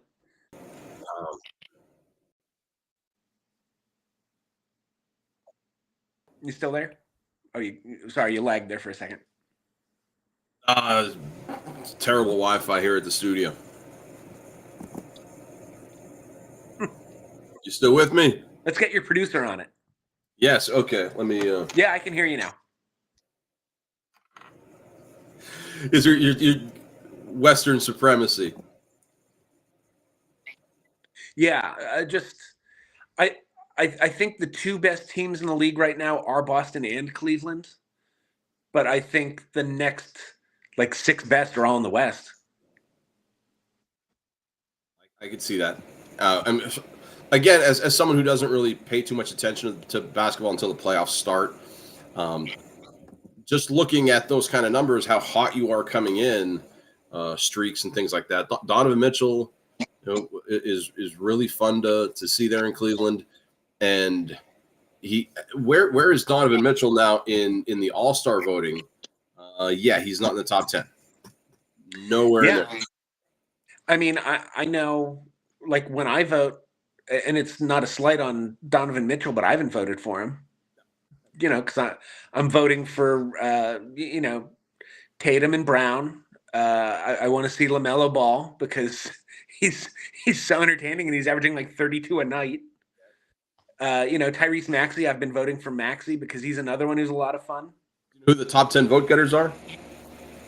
Quick Mr. Brainy Pants list. All right, top 10 Wembanyama. Vote getters. Vote getters. Wembanyama is on the list. LeBron. Yeah, he's on the list. AD. Anthony Davis. Oh, no. Sorry, I lied. Yep. You got 3. 3 for 3. Giannis. He's the number 1. Okay. Tatum. Tatum's number 3. Brunson. Brunson's not there. I would vote for Jalen Brunson, but I just figured being a New York guy that he would be an automatic. I haven't voted, so that's why he's not in the top 10. What about Shea? What about Shea Gilgeous-Alexander? He's on the list. So you got 6. Luka. No. Jokic. Jokic is number 2. How many do I have now? You have 7. LaMelo Ball. LaMelo Ball is ranked number 10. You just missed. You might. Yeah, you're missing those 2. Okay. Oh, one of them's from. I missed you. I'm sorry. Anthony Edwards and Ant-Man. Is he on there? No. Wow. You are missing somebody from New York, though. Oh, Cat. Karl Anthony Towns. Towns is on the list, and then some guy in Phoenix who can score. Oh yeah, that skinny guy with the bald spot. Can't bench 170 as a rookie. Yeah, Kevin Durant's on the list then. So, I mean, those are the kind of names that you probably expect to see it in an All-Star game. We're getting close. When is the All-Star game? It's got to be in February or something. Yeah, it's right around Valentine's Day. Okay, I mean, that's that. I'll try to watch it because I get entertained by the lack of defense. The one thing I saw back to the Pacers Cavs, I saw this on the Sports Center Instagram reel. The Indiana Pacers broke a record. I don't know what game it was, but let's see if you know what record they broke when they had a lineup of Benedict Mathurin, Tyrese Halliburton, Obi Toppin, Andrew Nebhard, and Thomas Bryant on the court. What strange record do you think they broke? Ridiculous. I almost feel bad. Like, this isn't even a question you should know. If you know this, you saw the picture. Strange record that they broke. I was going to say, sure it's a record. It's not even a record. I just thought it was a record. I made it one. Something to do with this. Oh, were they all played in college? No. So they're jersey numbers with the lowest possible sum. Oh, you have a 00, a 0, and a 1, 2, 3. So the sum of their jerseys is the lowest possible of 6. That's amazing. Because I was trying to think, like, before you said Halliburton, I was like, maybe they're all like non-American, like foreign born, but that wouldn't make sense with Halliburton. Okay, a 0 and a 00 and then a 1, 2, 3. That's great. That's the kind of stuff that gets me interested in watching the NBA before the playoffs start. Yeah, that's what the NBA needs for a good rating spike, is to really get into some hardcore numerology. Yes, yeah, I love numbers for just the goofy stuff like that. All right, Rain Man, go count your toothpicks. Good at numbers, but they speak to me a little bit. Speaking of speaking to us, the moment you've waited for all week, and so I'll send you, the viewer, into the recesses of our pre-show stuff. Usually on Wednesday, like, we're texting, hey, what do you want to draft? I think we waited. It was yesterday, and it was over my lunch break. I'm like, yeah, are you cool to do the show? Yeah, cool. Like, yeah, we need a draft thing. And you said something like, you have like orientation going on at work, and you were dealing with stuff at work. And I thought, well, it'd be cool if we worked with cool people. Like, people I work with are fine, but they're not like super awesome celebrity type people. So we're going to draft super awesome celebrity type people that we would think it would be fun to work with, right? And when I was thinking about it, I was thinking especially hanging out after work. Okay. I was just thinking about like people. I think it would be cool to spend some time with both on and off the clock. I have no problem with your thinking. I do have a problem though. Oh my heaven! Oh no, no, I don't. I thought I lost our randomizer. I was just gonna steal the top 10. Now you said you don't think we have any overflow. Overlap, yeah, I do not. So the order you don't think matters. Yeah, I'd be surprised if there's overlap. So here's what I want you to do: pick a number between 1 and 10. Okay. 1 and 10, and then give me a color. We'll do it that way. My lucky number is 8, so I'll pick 8. 1, 2. Oh, sorry. Give me a color. I'll go Wesley Snipes. Give me black. You're gonna go 8 black. 1, 2, 3, 4, 5, 6, 7 from the top, as you see, and it's. Whenever you say Wesley Snipes, you lose. Every time. But he assured me to always bet on black. We're not betting though. That's the thing. Well, it's not a bet anymore. I've lost like 5 weeks in a row. Oh no, you won before Christmas, but that was a slight gift. I'll tell you what. As far as our list, yeah, I'm interested to see who you picked, and for whatever reasons, my number one, and this I had no qualms about. Even this was the first guy I thought of. I've seen videos of this guy just doing the most awesome things, like out at a department store buying a bicycle for a kid. And I think I also put this like they don't have to work where I work currently. Like I teach in a public school. I don't think these people have to teach, but like we could all work in an office somewhere together. Because I wonder, he does have a doctorate, but I don't know if Shaq could teach. So I'm going with Shaquille O'Neal, number 1. I think he'd be awesome to work with. And it's funny. We talk about no overlap, and we came very close to overlapping here. Oh, really? Yeah. So Shaq would be a lot of fun. You're right. Plus, also, like he's a deputized, like police officer, so you can go on ride-alongs with him. Yeah. He is versatile, and he is Dr. O'Neal. I don't know what his doctorate's in, but it might be criminal justice. Check our producer, Shaq doctorate. Shaquille O'Neal earns a doctorate in organizational learning and leadership with a specialization in human resources from Barry University. Dude, all right, I totally lied. He could work in public education. Absolutely, he could. So I don't know. I'd like to see him as an elementary teacher. I don't think he'd ever teach. It would be just too much having fun with the kids. That just seems to be like what kind of guy he is. It seems like the kids would just want to climb on him like playground equipment. Yeah, exactly. It's like my daughter is 7. She would totally climb all over him. So I will just absolutely piggyback off this and tell you how close we came to overlapping. I picked Charles Barkley. Which when you said that, I thought Charles Barkley was where you were going to go. Okay. Like he would just have you laughing the whole time. If your boss was being ridiculous, Charles Barkley would let him know. Like he would let him or her, if your boss is like just doing some like, nonsense, and Charles would be like, get out of here with that. Come on. Put it on my evaluation, Brenda. I don't care. I love their interactions on NBA today. Is it NBA Tonight? Inside the NBA, yeah. It's like whatever the show is called, and I only ever see it on the video apps. So I see them like clip at a time. They're just funny together. So I can imagine like Charles and Shaq co-teaching a middle school social studies class where the kids are supposed to be like talking about ancient Mesopotamia. There would be no discussion of Mesopotamia at all. And I'll tell you who else is great on Inside the NBA when he makes occasional appearances. Sometimes he'll fill in for Kenny Smith. A person we both love from his Michigan days, Jalen Rose. Jalen Rose? Yeah, when he fills in. He was on a couple weeks ago. Barkley had these old man glasses that looked like storm windows. And Jalen Rose was just making fun of him. It was great.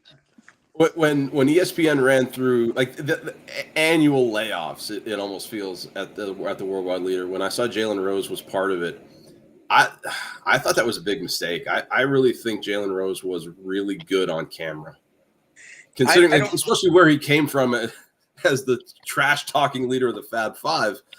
He had a lot of insight, knew what he was talking about, well spoken, and he dressed cool. Like, I don't know why you would get rid of someone like Jalen Rose and keep someone like Kendrick Perkins, who adds nothing to a broadcast. but okay, so there's our someone. I'm going to stay in the world of sports for my, and I have a list of 4, 5, 6, 7. I think there's 9 here, and I didn't rank them except for Shaq. Everybody else, I kind of struggled because I'm not a big celebrity guy. So I'll tell you, I only have one other athlete in my top 5. okay, cool. I have one. Yeah, I don't know if you call them athletes. I'm going to go with a guy who is extremely quotable, who I think after work would be definitely more interesting than during work. During work, I think he might drive you a little bit nuts. I'm going to pick Jim Harbaugh. I think Harbaugh would be a bit too much. I think he'd be too rah-rah at work. I like that. I like that. Like, it's kind of how I am as a T. I try to be up, but I think that's product of dealing with kids. In an office setting, I could see it being a little rough. See, because I feel like I'm a self-motivator, so I wouldn't need Jim Harbaugh in my face being like, "Where are your productivity stats? How you looking this month, Hair?" I'd be like, "All right, Jim, just pump your Not my brakes, dude. supervisor. A Not bit as my much." supervisor. But just to hear some of the quotes that comes out of his mouth, like, what'd you have for lunch, Jamelli? Chicken. That's a cowardly bird. See, like I would enjoy that, like as like a quirky coworker. That's where I'm going. Yeah, I would enjoy that. Who's got it better than us, Tim? Yeah, he could give like the Nobody. quarterly like motivational speeches. Nobody except for future us. He's amended it now in Los Angeles. Who's got it better than us? Nobody except for future us. I love that stuff. So I'm going to take Harbaugh, and I'll deal with the quirkiness during the workday. So I'm gonna go into the world of entertainment here for someone who I've been a fan of since I can still remember watching for the very first time in September of 1993. Staying up late past my bedtime, even though we were in 9th grade. I can remember the exact date, September 13th of 1993, when I watched the first show of Late Night with Conan O'Brien. Conan O'Brien, there you go. I would absolutely want to work with Conan O'Brien, who, whenever I see videos of him like in his writer's room or with his staff, he's just wasting everyone's time. I don't know how they put a show out. He's just like walking around with his guitar, goofing on people, like picking up toys on their desks. But I think he would be a blast. Now we put our number ones together in the same job. Can you imagine Jim Harbaugh and Conan O'Brien working together? One of them would kill the other, and it would almost certainly be Harbaugh killing Conan. No, when you went 1993 and Late Night, that was I pick it up. I was never a big late night comedy fan, but sometimes again, like when I'm doom scrolling, I'll get clips of the Daily Show or Jimmy Fallon. Amazingly, for someone who I really hated on Saturday Night Live, he's funny on Late Night. I think he found his niche. I can't stand him. I avoid his show like the plague. His stand-up stuff, it's okay to me. It really, I mean, he didn't make my list. Let's get that straight. But yeah, Conan O'Brien, you were always a big fan of back in the day, and yeah, that pick doesn't shock me at all. And honestly, I think seeing you two work together, I would want to get in on that office. I feel good about that right there. Good job, man. We would talk to HR. We could get you brought on. Well, I'm going to dip into my world of non-sports here, and this I don't want to work with the character. Let's get that straight. But what he did during the 2020 lockdown, when he made an internet show called Good News, I'm going to take John Krasinski, not as Jim Halpert because Jim Halpert was a jerk, but I think John Krasinski is just a really down-to-earth, nice guy who you could just do a soup and meatball show with. Like if we got him on as a guest, I think he'd just be one of the guys. To be clear, if I worked at Dunder Mifflin and I came in to find all the items on my desk in the vending machine, I would be cleaning Jim Halpert's blood off my loafers. Oh my gosh. I would Yeah. kick him to death in front of Pam. And then I'd put him in one of the fridges at Advanced Refrigeration and leave him, in a shallow grave in the Scranton woods. Awful human being 90% of the time. What he did with who was the intern that took over, dated Kelly? Ryan? Ryan, yeah, Ryan was Ryan was terrible. What he did to Ryan was awesome, but everything else, I mean, Dwight is just out there trying to be weird and doing his thing, and he has his desk wrapped in gift wrap, and then it's gone. I would much rather work with Dwight than I would Jim, to be honest. I'd rather work with Stanley, but that's just me. But John Krasinski is a human. I like John. I like John too. I think him and Emily Blunt are a super cool couple. Krasinski. This is a case of no overlap. Did not make my list, but that's shocking. I mean, this is a. Once you said it, and you mentioned the good news from during COVID. I was like, I totally see it now. Your number 3.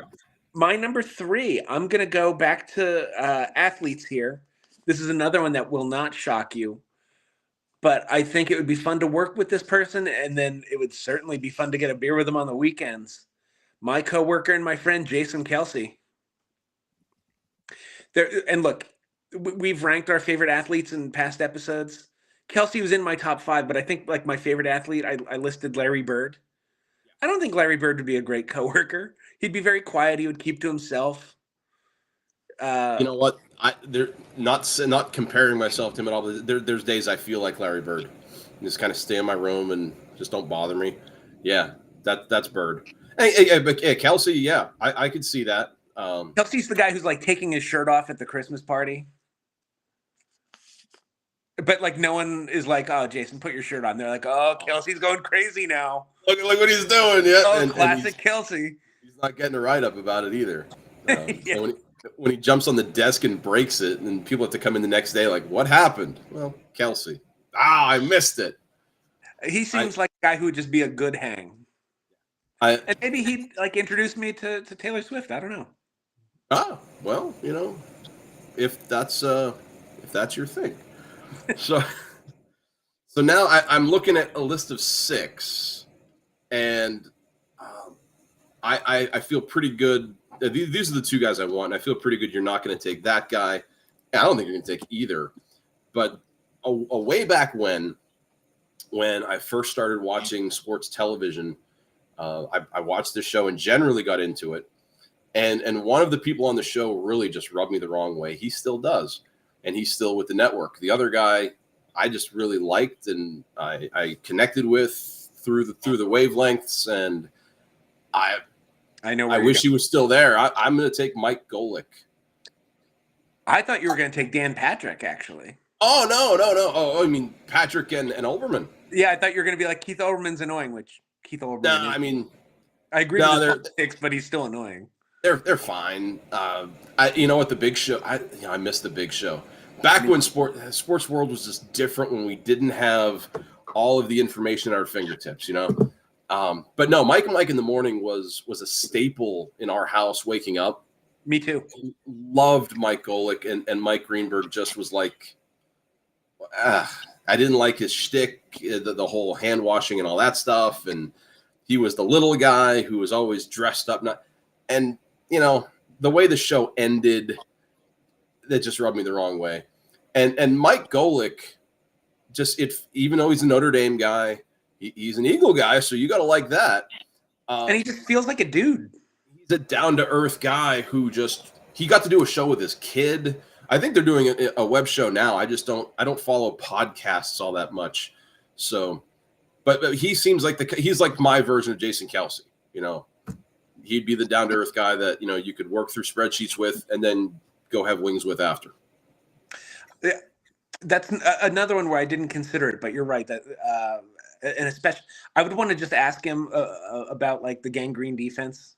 I would just have like so many questions.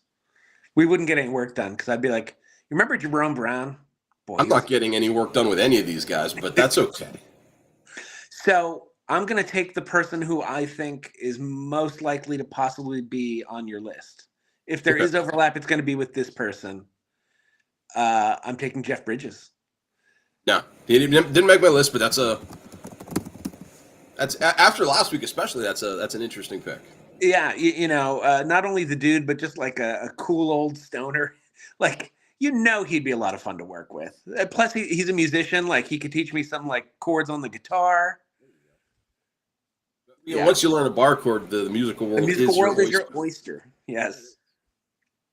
That's if you know, which the people out there probably don't. But outside of the Big Lebowski, I don't have a lot of experience with Jeff Bridges. So actor-wise, I do have 3 actors on the list. 4. No, I lied. There's 4, and one of them is going to get picked. But yeah, Jeff Bridges wasn't one of them. And as we established last week, he's one of my 5 favorite actors. Yeah. Two of whom are unfortunately are passed away. So they were ineligible for this list. Philip Seymour Hoffman, Paul Newman. You did ask living or dead. Yeah. And I thought Paul Newman very well may have made my list if we were picking people who've passed away. And I tried to make my list, reasonably. These people are reasonably aged to work. I mean, Bill Murray didn't make my list. But I think Bill Murray would be absolutely a hoot to work with.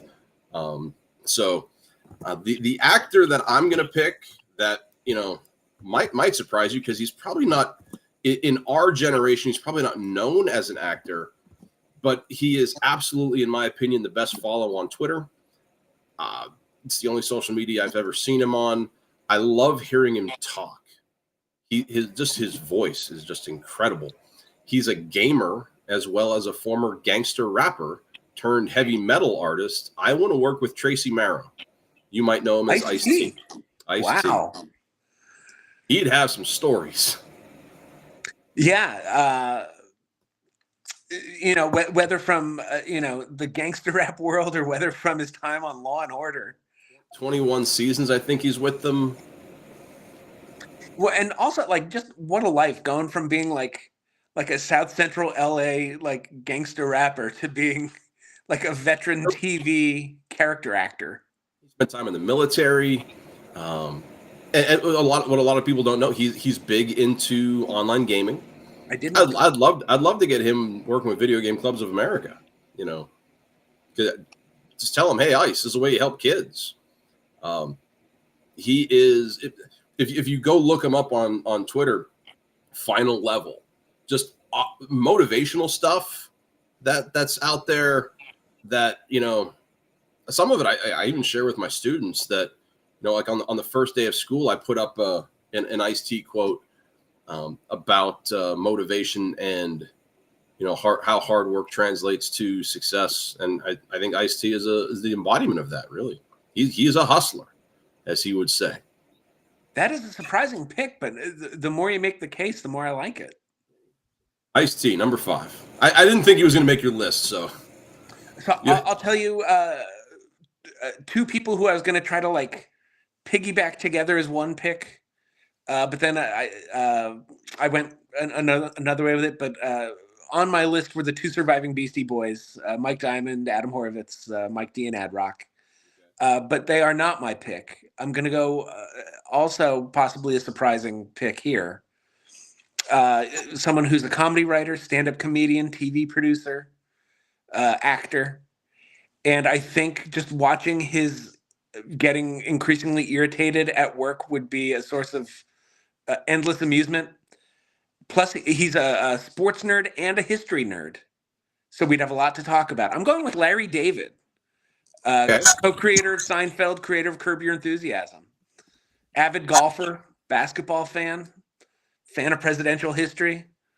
And he would absolutely not take any crap from the boss. He would absolutely speak his mind. After when you were doing that little intro, I thought of somebody else that kind of fit that bill. But okay, yeah, I have zero experience with Curb Your Enthusiasm, but from all the things I've heard and read about Larry David, yeah, you and he would click like that. I bet. Yeah, and maybe it's because I just did a Seinfeld rewatch a couple months ago, and then over Christmas was doing a Curb rewatch. I'm getting a lot of Seinfeld on my For You pages on my video apps.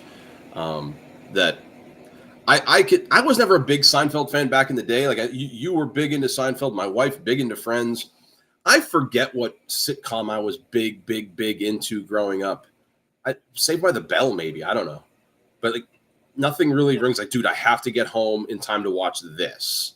But yeah, Seinfeld for You was big, and I'm getting it in clips and pieces, which is good for me. But no, that's a good list. Your list right now: Barkley, O'Brien, Kelsey, Bridges, David, versus O'Neill, Harbaugh, Krasinski, Golick, and Ice-T. Not surprised that there wasn't any like massive overlap, because we had millions of people to pick from, or I guess thousands in terms of what you consider a celebrity. Did you, besides the Beastie Boys, anybody else not make the final five for you?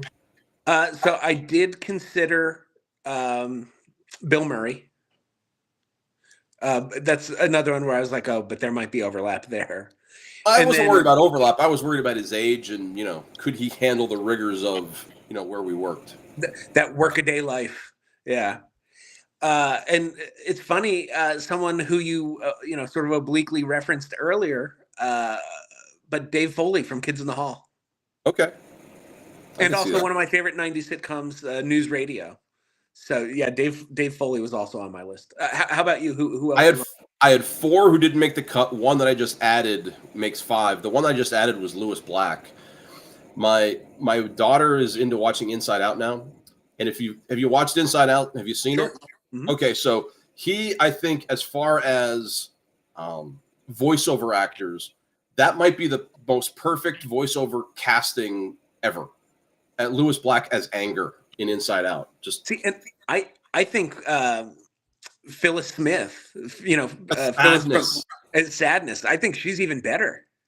I don't know, but it's both of them are remarkable. I'll give you Sadness there. So Lewis Black, I just thought of. He'd be funny to listen to yell. He reminds me way back when you and I were in middle school. Do you remember what we used to do every Saturday night? This is great. Every Saturday night in like 8th grade. Go bowling? We were bowling, and there was that old man there that kind of taught me how to bowl. And one of our friends, I forget who it was, if he ever threw the ball in the gutter, he would take his White Sox hat and throw it. Sounds like a jerk. Yeah, he was something else. That reminds me of Lewis Black as Anger. Like I just like the fire in your head, like I missed a 10. Ah! So yeah, Lewis Black made the list. And this is me trying to find celebrities that I could connect with. So I looked up who are the nicest celebrities. And the number one guy on the list was Keanu Reeves. That's the more I looked into him, the more I looked into him, like, yeah, I could probably hang with him. But Keanu Reeves he would feel like the Aaron Rodgers of The Office. He's just kind of weird, I think. But he's a nice guy. Another one that sort of came to me, but I sort of ruled out because of age, was Steve Martin. Okay, I could see that. I have a Steve on my list. Honest to goodness firefighter, came to New York after 9/11. Steve Buscemi. Just another nice guy who's just, I think he's quirky and weird. So like I would dig that. I have him on the list, but the more I look at him, the more I think I don't think so. Ryan Reynolds made my list. He rubs me the wrong way. Yeah. I like Deadpool and all that, but I like his online interactions with his wife. I think that's funny what they do. Right. But like I could see them talking to each other like, let's do this, and then they go out onto the web and just kind of freak people. But yeah, I think I would remove him and put Lewis Black in. And then I had one other athlete who just great storyteller, dry sense of humor. I went with Derek Jeter. See, when I was thinking athlete, and it's funny because I'm not a Phillies hater, but I'm not a Phillies fan, but I was thinking John Kruk. There's another list that I think we have the ability to do that John Kruk will make my list. Another great storyteller, though.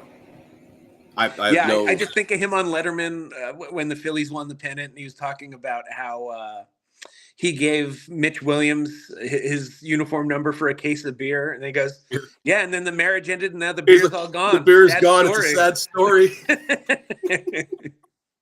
I remember that soundbite too. He's like, "Yeah, he left, lost the number, and the case of beers are gone." That's great. Yeah, no, I like me some Crux. So there's our list, top 5 celebrities we would like to work with. It'd be interesting to see what you guys think, what the people out in internet world, who they want to work with, because the list is, endless. It really speaks to your personality, I think, which I think our lists did. Going forward now, top 5, another kind of list, but this I think is going to have overlap, and that's why the top 5 is designed the way it is.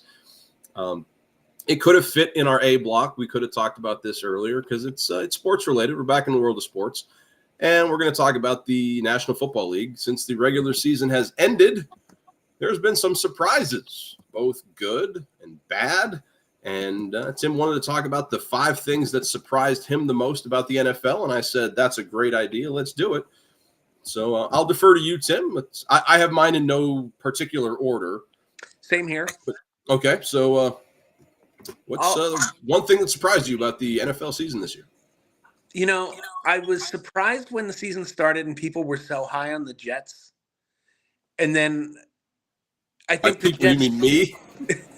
When I think of you and the Bengals and those 15-win Bengals. But 5 weeks, 6 weeks into the season, the Jets are firing their coach. Aaron Rodgers is running the show. Then he's asking out of games. Like, it ended up becoming a circus very quickly. And I don't think the Jets season could be termed anything other than a disappointment. I don't think Aaron Rodgers' tenure in New York, because it's almost certainly over, could be termed as anything other than a disappointment. So they make my list as being surprising for a bad reason. Aaron Rodgers hugged Pam Oliver at the end. That's almost like a goodbye. Yeah, that will show up on my list later. And you know what? The heck with it. Since I don't have any orders, I'll go with that. I was surprised how stupid I was in my preseason picks. I had the Jets. I had the Jets at 12-5. I had the Bengals at 15-2. What was going on there? The Cowboys 13-4. The Cowboys can be excused because of a lot of injuries. Speaking of injuries, I had the Niners as Super Bowl champs at 15-2. I had the Bears at 12-5. But the Bears season went off the rails with the Hail Mary.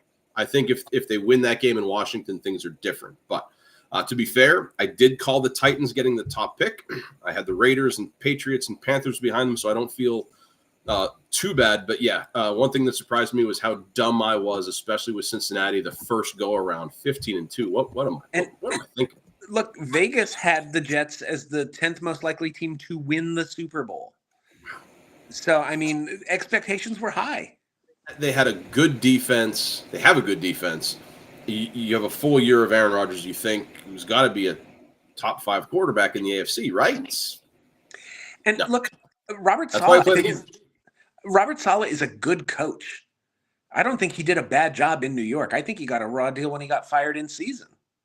And we talked about that show 5 or whatever. I don't know. Go back and look. We'll check the archives. But I think we both were kind of like, he didn't deserve this. Look, he's going to be an amazing defensive coordinator somewhere, or someone's going to hire him as the top guy. But he's not done with the NFL. I think he has a stint as a DC somewhere first. But maybe like teams like the Bears surprise you and like, dude, Robert Saleh's their coach, because why not? But yeah, so I think we can both agree. And I'll tell you, since we both said the Jets, I'll go with another one that you just mentioned. The Bears. I thought the Bears were a 500 team this year. I bought in on the Bears, and like I said, I think if they win that Washington game, things are different. Their schedule was back heavy. They didn't play a division game until like week 9 or 10. It feels like, and they were in the best division in football. It feels like, one of the things that you talk about in coaching is you don't want to let one loss become two. You don't want to let two losses become four. The Eagles saw that last year at the end of the season, how it snowballed. Exactly. Chicago fell in quicksand after Washington. And the way they lost the game with talking trash to the fans. Defensive back, talking to the fans. Come on. They just didn't recover. And then some of the what the blank moves that they make down the blocked field goal against Green Bay. They really could be 2-0 against the Packers this year. The timeout situation against Detroit. You go on and on. There's a guy on TikTok, as long as TikTok lasts. He's a super fan. He does song parodies, and he did the 12 Days of Christmas with the way the Bears lost every game. Like on the first day of the playoffs, the Bears gave to me a loss on a Hail Mary, and he just goes on, and you're like, oh my gosh, this is like the season wrote a song of misery the way they lost these games. They didn't make. Was that like your number two? Yeah. So I mean, the Bears kind of like I tied them all in with that number one for me. How stupid I was picking them. I'm going to go number two for me. A playoff team, and as a player who didn't get a lot of preseason hype as a quarterback, but really came in as wow. I'm going to say the success of Bo Nix as a rookie. I picked Denver to go 3-14, piggybacking on how dumb I am. But yeah, Denver as a playoff team with Bo Nix behind center after the years Sean Payton had with Russell Wilson. I didn't think Bo Nix would click as quickly as he did. And I'll piggyback off that because not just Nix. I was going to say it's been a pleasant surprise how good this entire rookie quarterback class has been. When you talk about Nix, you talk about Daniels. I think Michael Penix in Atlanta has shown glimpses that he's going to be, at least, a long-term starter, if not a superstar. I think there's a lot of young quarterback talent that kind of emerged this season. And we'll see how that talent goes into their sophomore year. Last year, C.J. Stroud had a tremendous freshman year with the Texans, and he did. I don't want to say he regressed, but he didn't build up. He didn't take a step forward as a second-year player. And let's even wait on J.J. McCarthy too to see how he comes back from the leg injury. If he has a job when he comes back, I mean, the way Darnold played, there's a competition now. That might be the best thing for him, though, is to kind of go the Aaron Rodgers route and kind of be the understudy for a couple years. For a while, yeah. There's data to show that sitting a year doesn't hurt you. See Patrick Mahomes, but yeah. So I'm going to say Bo Nix was a pleasant surprise on my end. Yeah, and you're right when you say Jaden Daniels, if he just got Thanos out of existence, Bo Nix would be the no doubt about it offensive rookie of the year. I'm going to go with one that's another pleasant one that's close to my heart. I had high hopes when the Eagles stole Saquon Barkley from the Giants. But if you would have said, no, he's going to threaten Eric Dickerson's all-time rushing record and be in the MVP conversation. Straight up overlap. That was the next one for me. Yeah, I would have fainted dead away. To know that it turned out that well. Not just to sign the guy who's been the best running back in the league, but to steal him from a division rival is so doubly satisfying. Yeah, I was surprised at his overall health all year. I mean, as someone who's been banged up for his career, to come within 101 yards of Dickerson is one thing, but to stay as healthy as he did, breaking records for touches, carries, all of that, he was as good a surprise as any. And yeah, I mean, straight up over, he was the next one that I was going to talk about. Not the first thing I thought about in terms of surprises. It was the third one I had written down, but yeah, I don't think anybody could have seen Barkley's season coming in. I think the whole stealing him from the Giants thing as a free agent, that's an indictment on the Giants upper management more than How anything. how how did the Giants, after the season they had, say, no, we'd like more of what Brian Daboll and our GM what they're doing? This thing's pointed in the right direction. And I'll tell What you, are they doing? we'll I'll take talk it. about this. We'll talk about this down in the future. I'm sure when the NFL draft is really on top of it. Are the Giants is that the organization you want to play for now? I don't know. So I'll be curious what the Giants do, and I'll be curious where Shador Sanders ends up going. Like I said, we'll do our mock draft later on down the road. But yeah, so both you and I, surprise number 3, Saquon Barkley, and the great season he's had in Philadelphia. What's your number 4? You might have more overlap, I think. Yeah, well, it's another one that you mentioned earlier because I believe it's the team we both had winning the NFC. Just for the 49ers to just fall apart. And look, McCaffrey got hurt. Purdy got hurt. They had significant injuries across the board. And they just not only couldn't compete in the conference, but not even in their own the weakest division in the NFC and maybe in the NFL. It's either the NFC West or the AFC South. And the Niners just couldn't compete on any level this year. Just a huge disappointment. The Purdy injury hurts. You could almost see the Deebo Samuel injury coming because that's almost annual. McCaffrey's getting to that age now where running backs start to break down. Like you had a feeling this was the window closing, but the window just slammed shut this year. And there's been speculation to kind of fold two of these together that Aaron Rodgers could go to San Francisco. Well, I mean, I don't think that helps San Francisco at all. I think it's the worst thing they could do. They have enough. They have some roster problems. They're going to have some cap problems, starting with quarterback. I don't know how you pay Brock Purdy, but I don't know how you let Brock Purdy leave. Like that is the definition of quarterback purgatory. It's Purdy-tory. And why at this point, with all the baggage Aaron Rodgers brings with him? Why would you want to bring in a 43-year-old with a recent Achilles injury? I would rather bring in Tom Brady. Yeah. Who just recently? I read he left Fox. Is that a thing? Did he really? I don't. I just saw a headline. It was like 2 minutes before we went before you logged in. And so I didn't get a chance to look it up, but something about he was focusing now solely on Raiders ownership. But I'd seen speculation that he was becoming more involved with a head coaching search, and that it was going to be too much of a conflict with his. But again, I would rather him. I would rather Tom Brady quarterback my San Francisco team while he still owns the Raiders than Aaron Rodgers. How's that?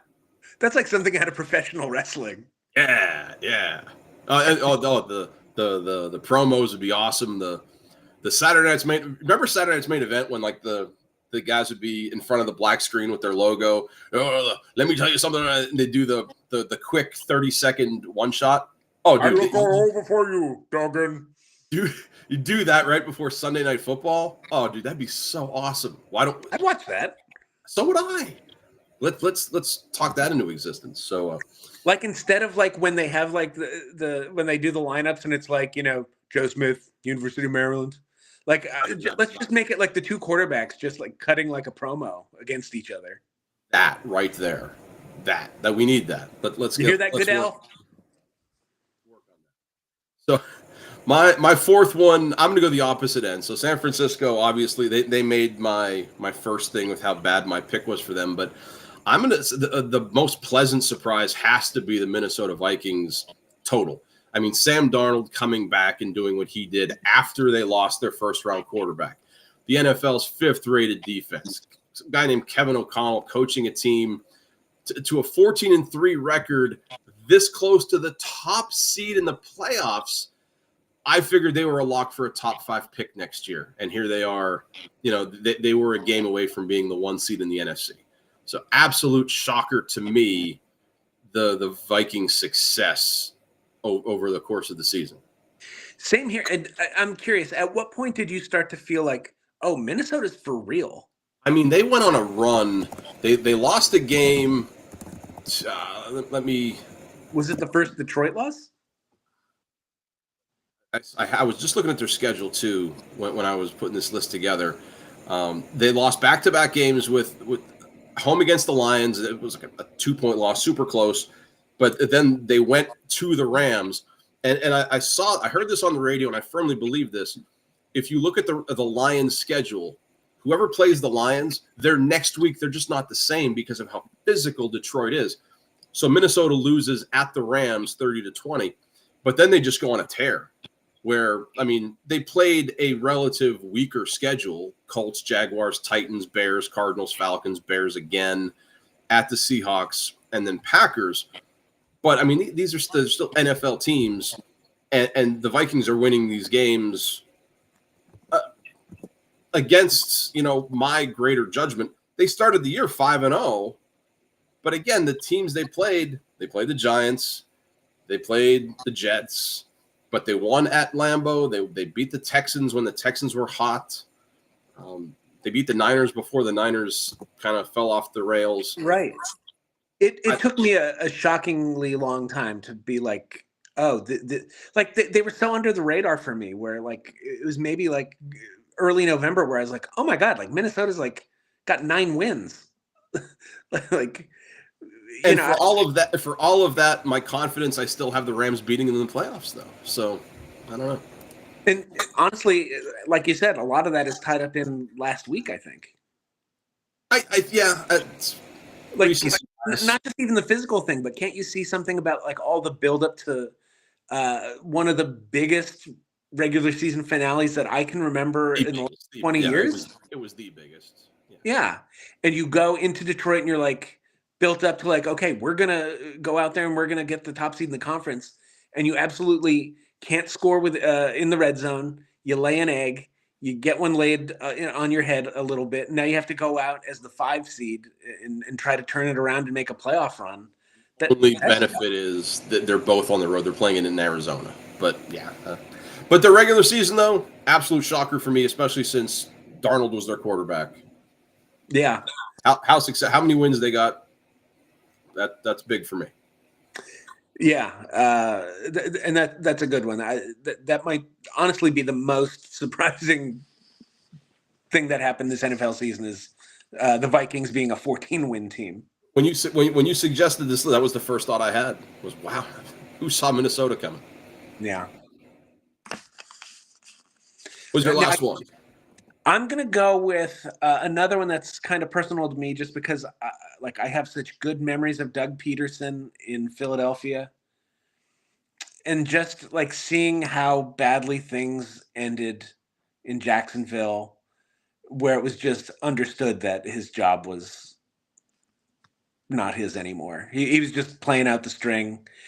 I have so much affection for Doug Peterson from, that Super Bowl win. And, he was brought in with the express purpose of he was the guy who was going to be sort of the quarterback whisperer for Trevor Lawrence. Did Urban Meyer break Trevor Lawrence that much? Like, because Trevor Lawrence came in, no doubt about it. He's the number one guy. Like, it almost felt like he was like the next Peyton Manning number one pick. And especially when they had that comeback win in the playoffs against the Chargers. What they did against Justin Herbert, yeah, and I was going to say San Diego. Yeah. And the silver lining to this, I had someone make this point to me, and I think it's a very good point. I think Doug Peterson would be an outstanding college coach. Just the way that he could develop young quarterbacks at the college level. And I think his attitude and enthusiasm plays well in the college game. And I think maybe he will. And I think, when you have a guy who can kind of wrap his Super Bowl ring on the table when he's talking to you, it gives his words a little more meaning. Did you see Peterson coaching Penn State? There are crazier things. I still think James Franklin's going to be there a while. So do I. But we talked, in an hour and 50 minutes. But ago. Like if I who saw would you want? Doug Peterson, that might. If I heard that like Doug Peterson took over at USC or something like that, That wouldn't be that outside the realm of possibility. No, I'm with you. So, yeah, with mine, my last one, it's it's a good and bad. I'm kind of surprised that the Kansas City Chiefs won as many games as they did for as relatively poorly as Patrick Mahomes played all year. I mean, if you look at Mahomes' numbers, first of all, he didn't make the Pro Bowl, and people are like, how did that happen? And rightfully so, because Burrow, Jackson, and Allen were all far better. They had better years number wise, but the fact that Kansas City won as many close games as they did. I mean, Aaron Rodgers threw more touchdowns than Mahomes. Only 5 players in the AFC had more interceptions than Patrick Mahomes. But the fact that the machine just kept rolling, despite the train kept going down the tracks, despite the fact that the engineer might have been paying attention to something else. I'm not saying he had a bad year, but for Mahomes standards, it wasn't a. I don't know. I don't have a lot of confidence in them in the divisional round, honestly, even if they're playing at home. I'd be curious, like if Vegas releases the numbers of how many people are making futures picks on Kansas City to win it all, to three-peat. I can't imagine it's many. Well, the AFC Final Four is going to be. It's going to be good. And then the NFC, I mean, I think it's still Detroit and Philadelphia. If you would take whoever's in the AFC Final Four, Detroit and Philadelphia, reseed them as like a Final 6, that would be great football. I think the Chiefs have a chance to lose in the divisional round. They have a chance to lose in the conference final. And from a confidence standpoint, I would take Buffalo or Baltimore right now. But we'll see. I'll tell you what. I don't want to play preemptive conspiracy theorist. But if Kansas City gets back to the Super Bowl, you're going to hear a lot of people talking about, oh, the league wants Kansas City to win. We want a three-peat because it's never happened, and we need news. Yeah, it's not like people don't talk about the NFL enough. Yeah. But, yeah, so that's where I went, how relatively poor his season was, despite the fact that they're 15-2. Really could have been 16-1 if they played against Denver. But there we go. What surprised you out in the world? I want to know what Chris Palermo thinks. What surprised him? Nothing surprises him because he knows everything. Speaking of someone who knows everything, Mr. Smarty Pants, I cheated a little bit on the question, and if it's comes right to you, I know why. So we're going to go to the realm of college football because It might happen this year. I don't think it's going to, but it might. We have an independent team in the finals against a Big Ten team. Mr. Smarty Pants, do you know the last time an independent team won a college football national championship? Notre Dame in '88. No? No, sir. And that you didn't. I saw it on the broadcast, so you missed this one. Okay. Yeah.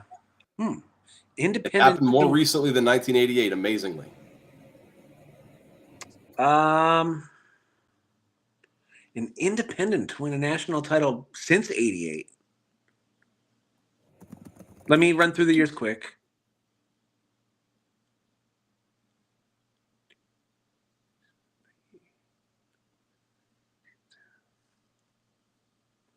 No one's jumping out. This is so weird because you are really close year-wise. 89, 90. I don't think I know it. Who won the national championship in 1989? 89 was that wasn't Washington. They were 91. Who won it in '89?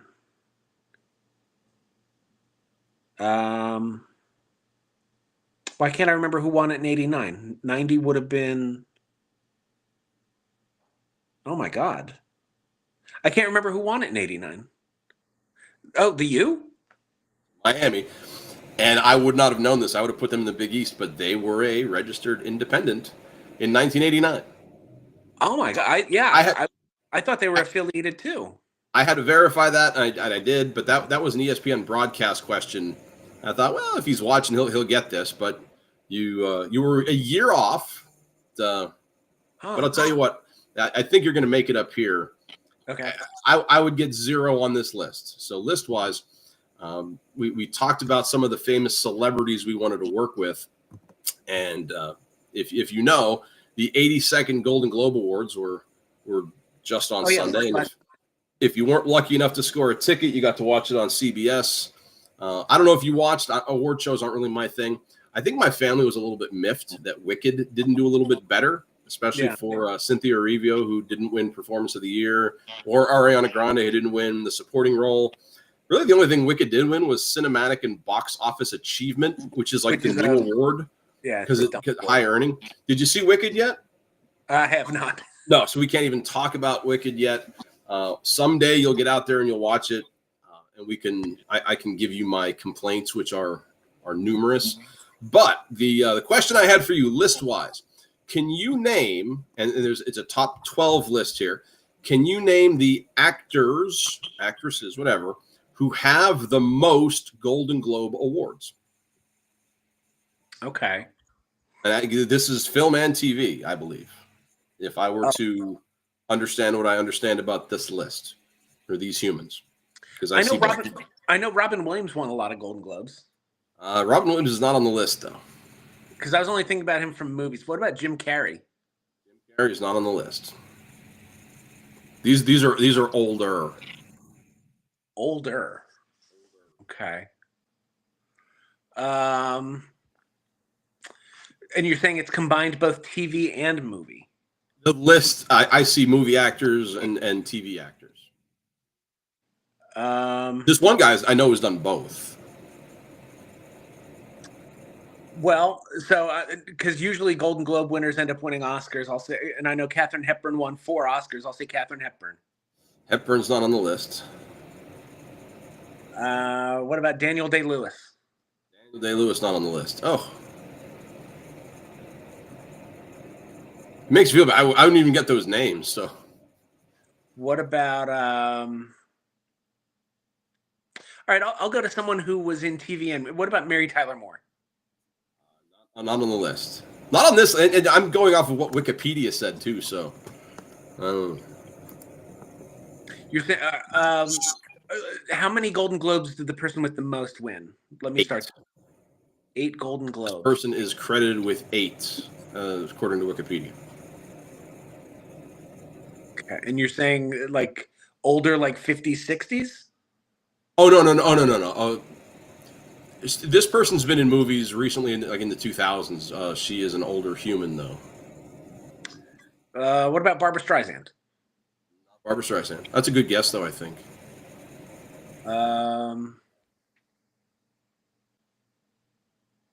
I've seen 2 movies of this person. One of them is like Jen loves it because it's a weird Halloweeny movie, but not a Halloweeny movie.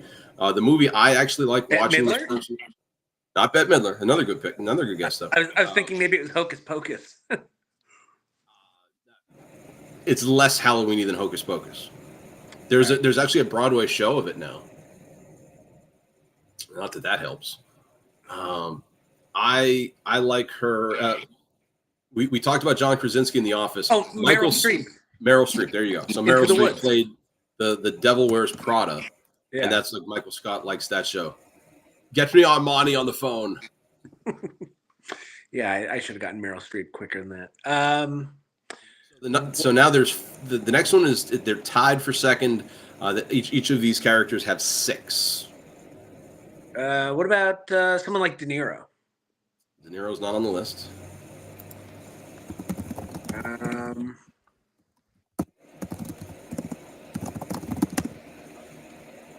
How about a lot of nominees, I guess. De Niro has 2 Golden Globe Awards. Okay. Boy, I'm struggling.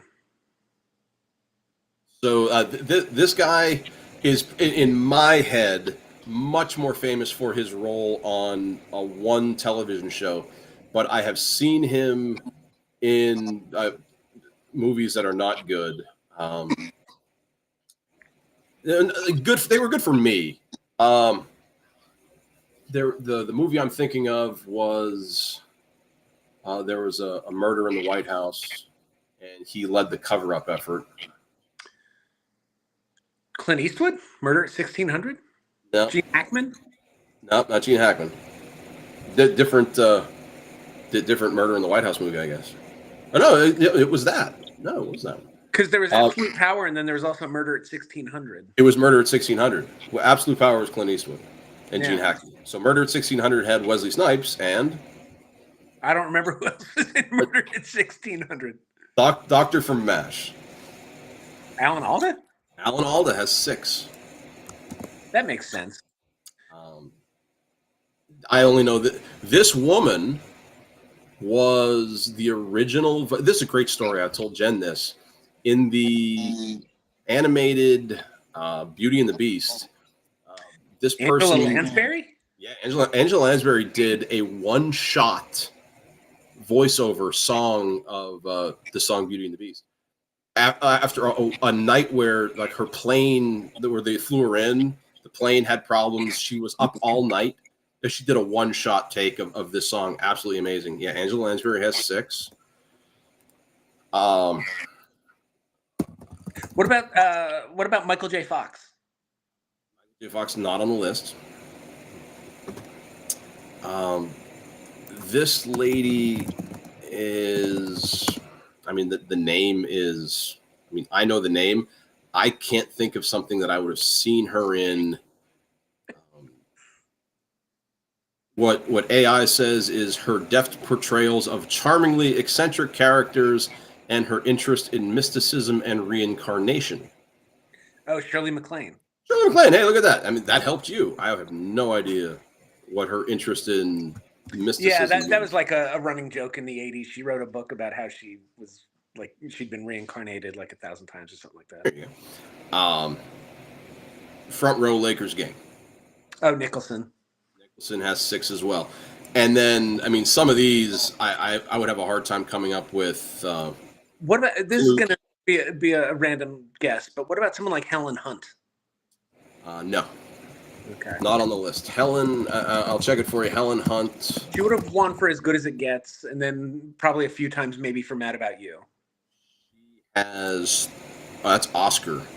It doesn't. Which actor has won 3 Golden Globes? Helen Hunt is famous for this.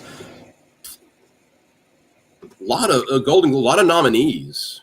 Yeah. For Mad About You, Good as It Gets, What Women Want. Doesn't say anything about wins though. So, she has 2 wins. Mad About You 97, Good as It Gets 98. Okay.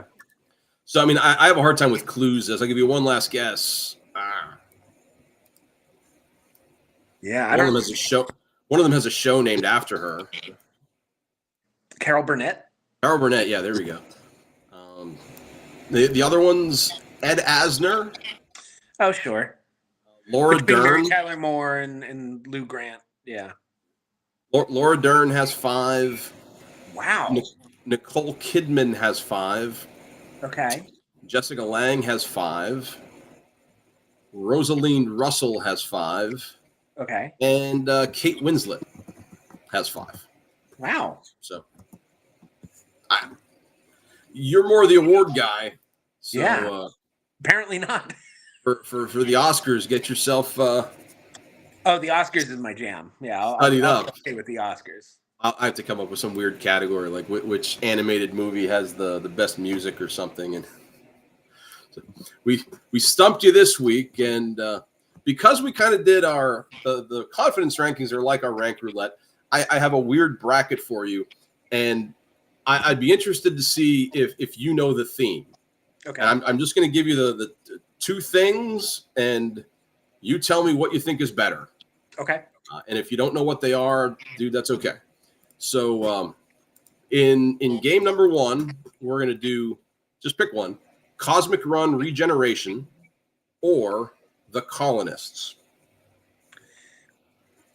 I'm sorry, you said Cosmic Run Regeneration?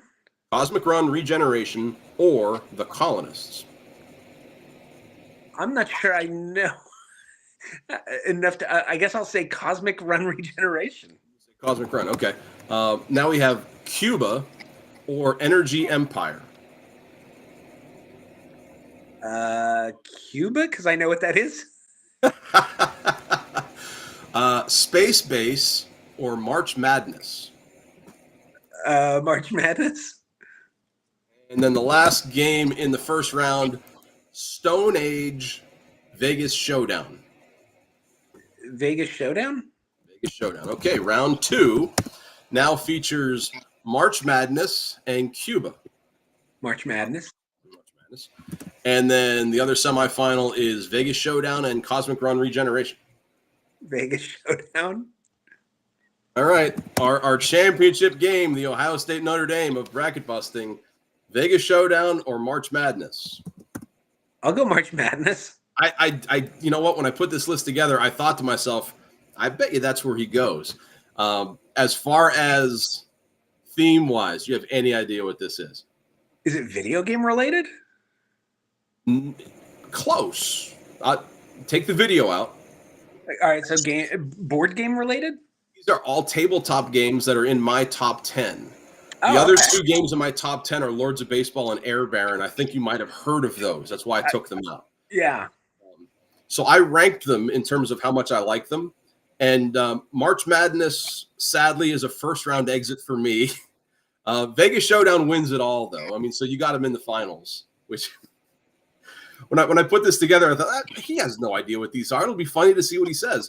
But when I saw March Madness was on the when list, you said Cosmic Run, I was like, I thought I was having a stroke. Cosmic Run's that's a great game. That's it's Space Yahtzee. You'd like that. If it was called Space Yahtzee, I'd be more likely to play. Well, you know, you get somebody like me who tells you it's like Space Yahtzee. No, I had a hard time coming up with like a bracket for this week because theme-wise, we're into playoffs, and what kind of weird random thing have we not talked about so far in the show? This is show 19. Next week we have like a milestone almost. We get 20. If this was like the classic network TV model, we'd be coming up on our like season finale. We'd need like a cliffhanger, like someone would have to like maybe die, or like some sexual tension between 2 characters would have to resolve. I rewatched Lost again. I just finished it on Monday, and I remember the first time I went through Lost, I thought this is great. This is awesome.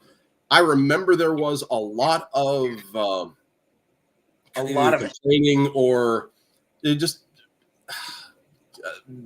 dissatisfaction with the way the show had gone, and I thought, man, this was pretty good. And I had to look up like what was wrong with people. I never dealt with the cliffhangers, like the way season 3 ended, the way season 4 ended.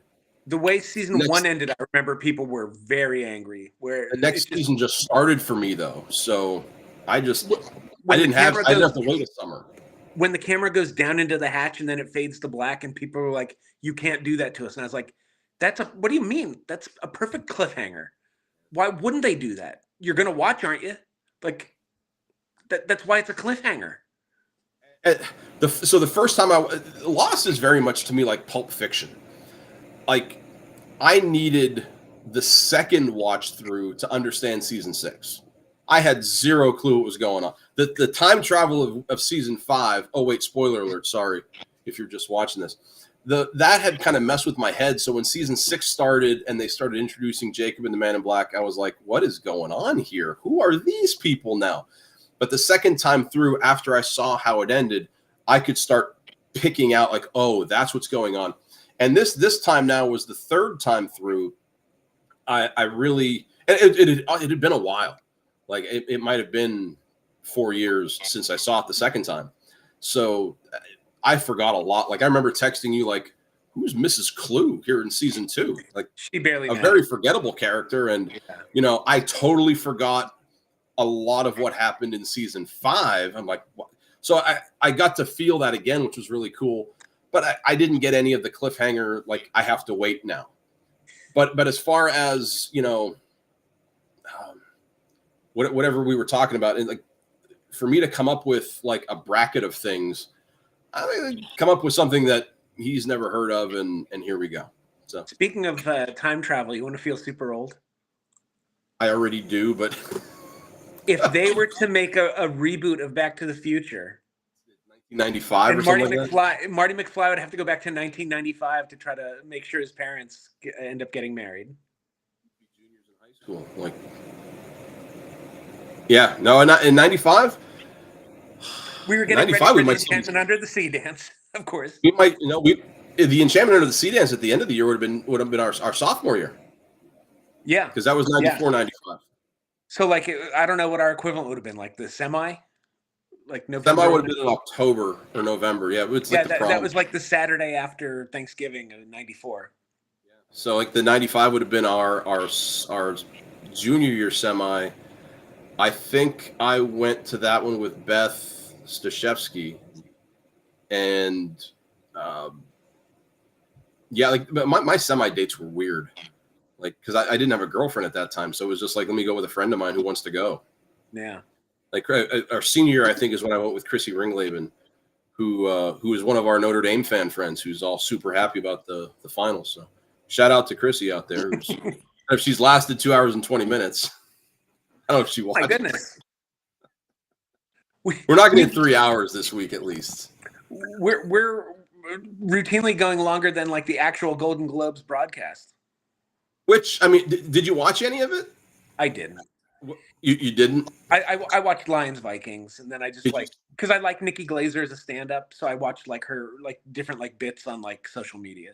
I was going to ask you if you saw any of that. Like, I think when I saw she was the host and it was like on network TV, I was like, wow, who's putting the tape over her mouth? Yeah, it was a pretty bold pick, but I'm glad. From what I saw, she did a great job. I don't dislike her. I mean, for as vulgar a human as she is, like, she had a really good show on Comedy Central called Not Safe with Nikki Glazer, where it was maybe the dirtiest show that Comedy Central has ever aired. On at like 11 p.m. or something. And like they had to air it with a disclaimer. Comedy Central did. So yeah, it was pretty filthy. Although, I mean, did you ever see the OJ show on FX? Oh like yeah, that 2-part series on that. The first time I heard the F word on cable television, and Jenna just looked at each other like, did they just? Whoa! Yeah.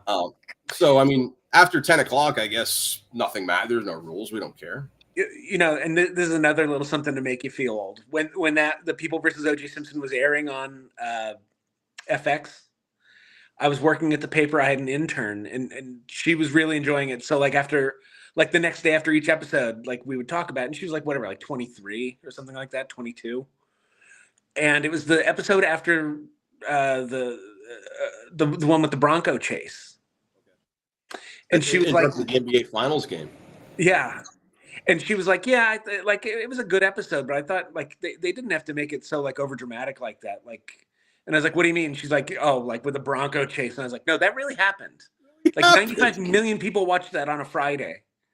Like I watched that in my living room with my brothers. And then I was like, he's going to either kill himself or get shot by a sniper on live television. We need to change the channel. I don't want to watch someone die on live TV. So, I mean, and she was like, wait, that was real? I was like, yeah, that was 100% real.